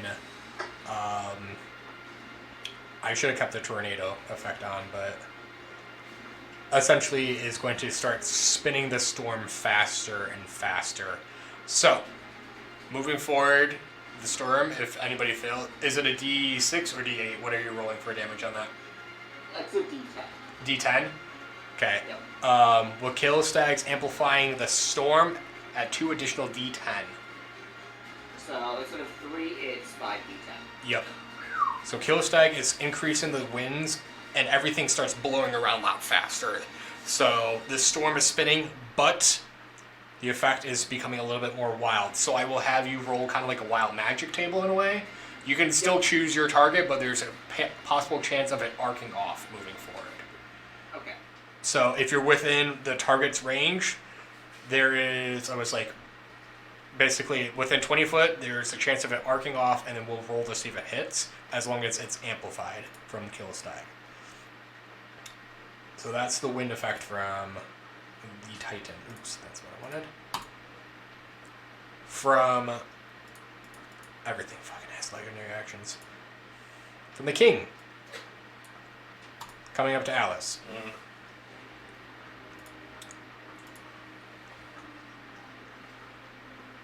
And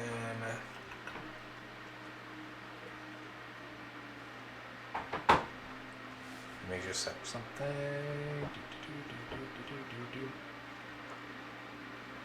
Okay.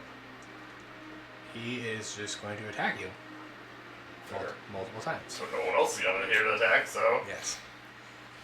Makes one attack. Nope, fuck. Roll the attack, please. It's 28 to hit. It is.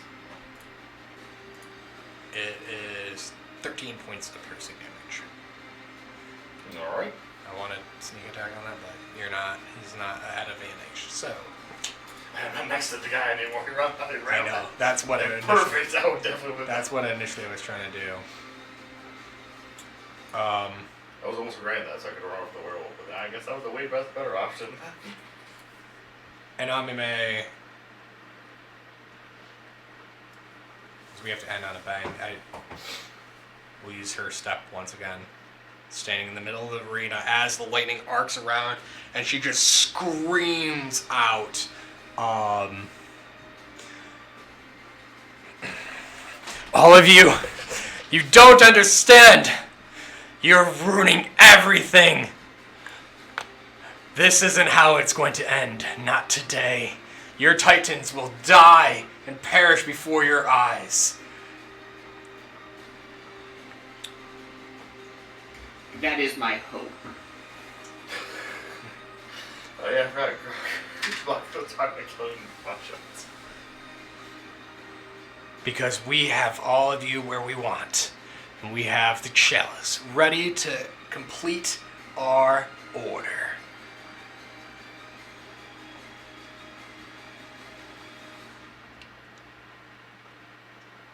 She stops for a second. In the outside room, King Acutus Gates, standing next to you after just stabbing at you, Atlas, pulls back the blade, looks over at Naluma and Bronte, and says, "Drowned the sorrow." Naluma's eyes pulls over, grabs the Queen Bronte, and cuts her throat. And starts bleeding. And that's where we're ending. Moon with a sleeper agent. And that's where we're ending today. Damn. We need to see if Dylan can get here for next session. Tell ya, but Alice is super dead. There's like no way around him dying. He's at 20 health. And the werewolf and King Gates. I was going to say, I'm going to need an update on HPs right now on some people. So I'm going to just go down my list, not telling you my people, but I want to just make sure I have everything correct going forward. So, Vel, are you still at 85 right now? Yes, I am. Okay. Atlas, you are at what? 20. 20. Emperor, are you still full? Yep. Okay. Avamera? 55. 55. Naluma, Queen.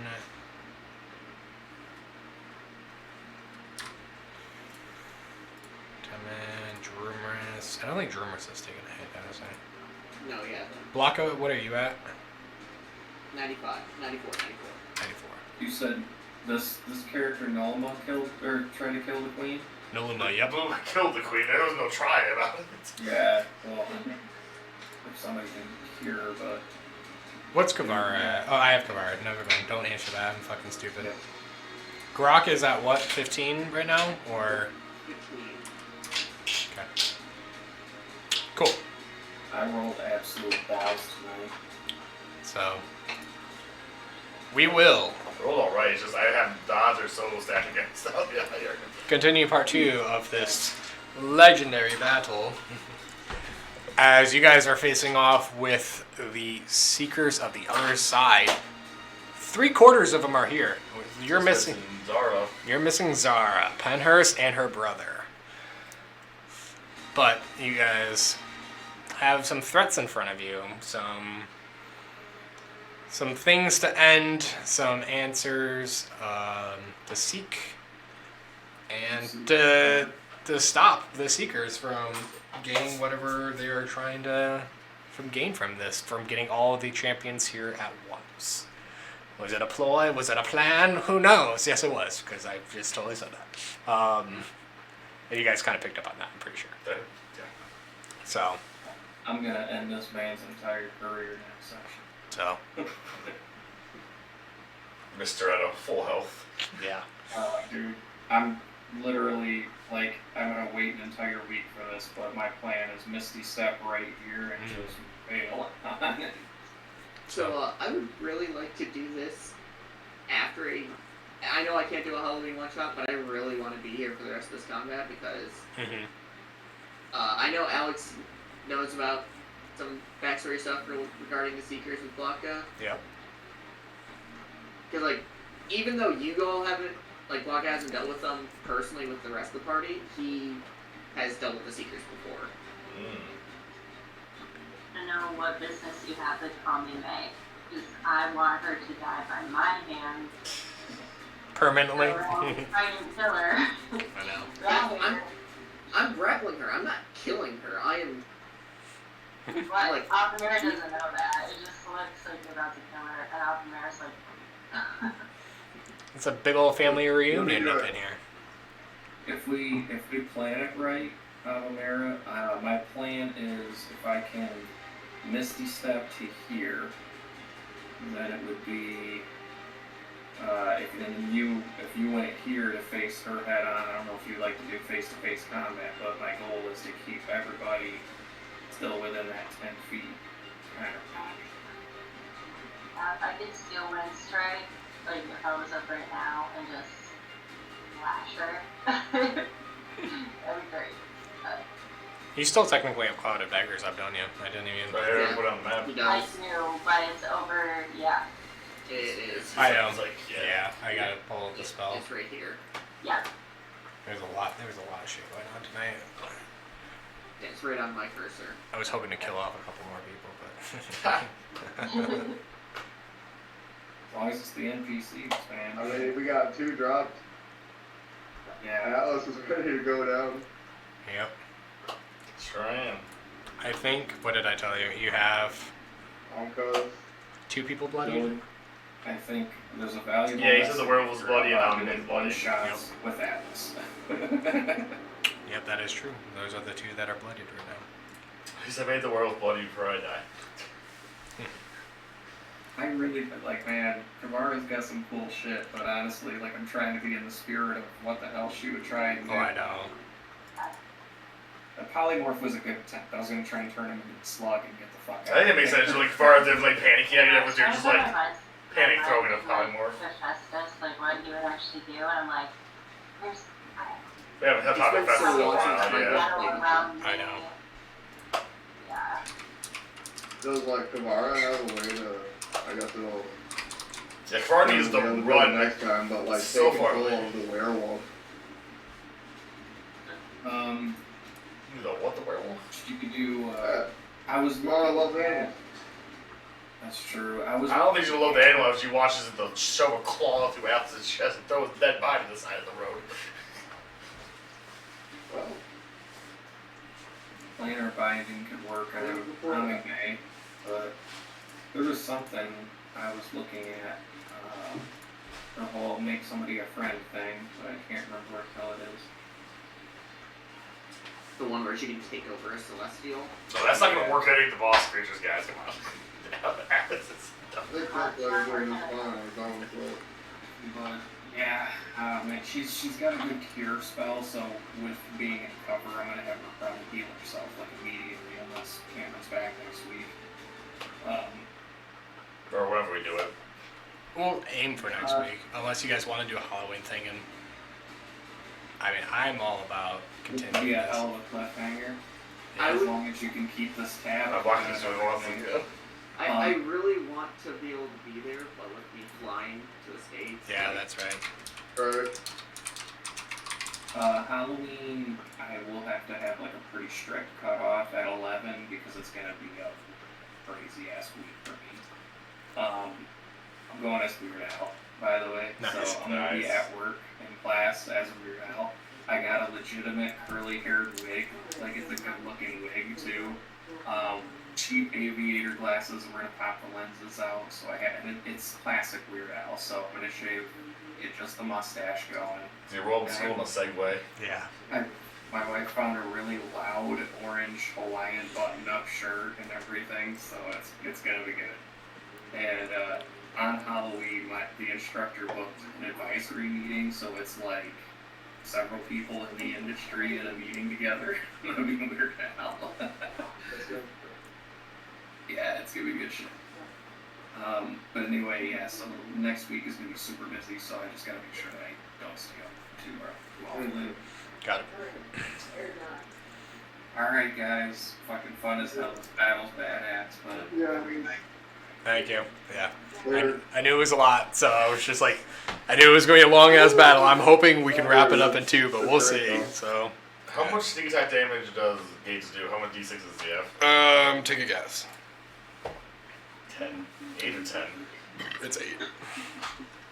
I would have died. If I didn't back off that one guy, I would have been dead earlier than I was going to be. Well, if we can survive the fight, there's that healing pool, like, right over here, so. You guys haven't met the big baddie yet either. Like the big baddie. Oh yeah, the Titan's still. I was like, as crazy long as that took to get through, like, it was like 2 rounds. Lots of happened that's around. A lot of, actually, it wasn't 3 rounds technically. It was 3 rounds. It's only been like 20 seconds in real life, so. Hell, just breaking moves. Yeah. But We should, like, come up with specific targets and start pinging them off, 'cause just doing a little bit of damage to everybody is. There's only so much I can do. They're dropping us a lot, but not just 4 of them. I Not me, Kavar just running away. I don't think so. good old chip damage. People have been figured out, but I've only been hitting the werewolf this whole time, but the werewolf is just a werewolf. Right. I can go down. Big old body. I think, yeah, you make a good point from the Mm-hmm. And then just the difference in action economy will just make it so much better afterwards. Because there's more coming, so. I mean, I've been focusing on me. Right. If Alice survives, he's gonna be very salty at Vale for just taking off for literally no reason. I'm still right here. I'm using a bow and arrow. I don't need to be right up in there. You disappeared from sight as they're just like wailing on Atlas. Like, what? What do you I'm mean? not gone. You're still in eyesight, man. I can see you just fine. Okay, you're not in the enemy's eyesight, so they're all on Atlas. Do you see the problem there? I have literally, well, I can't say waiting a lot because I've had one turn since then, but I've been waiting for someone to stay right next to an enemy so I can still get a sneak attack off. But everyone keeps on moving. The queen keeps on warping out of the grapple. I'm just like, ah. I know. All of our ranged fighters are the ones outside, and all of our melee are outside. Where the brothers teleporting around so they can't get close at all. Yep. And I'm trying to lock her down. Like she's going to not be able to teleport eventually. I can literally shoot. Do you want to? I was like, do you want to put her up in the air, teleport? Oh yeah, I didn't realize you teleported this guy. I was like, I'm gonna definitely put her because I forgot to do it last time, but How high is she gonna be up in the air? It's only going to be 15 feet. Okay, so I can I can still shoot her. It works out. Because it was like, it's pretty much, the teleport isn't, I mean, I think the 7 people in the room already can beat up Omni by themselves. oh, for sure. She has some other things up, but... The problem... Well, I mean, at least Doom and Bronte are here, but that didn't go well. Yeah. They made the werewolf go fight them instead so I can run away, but that's not gonna happen. If the king stays next to somebody, I can still get out.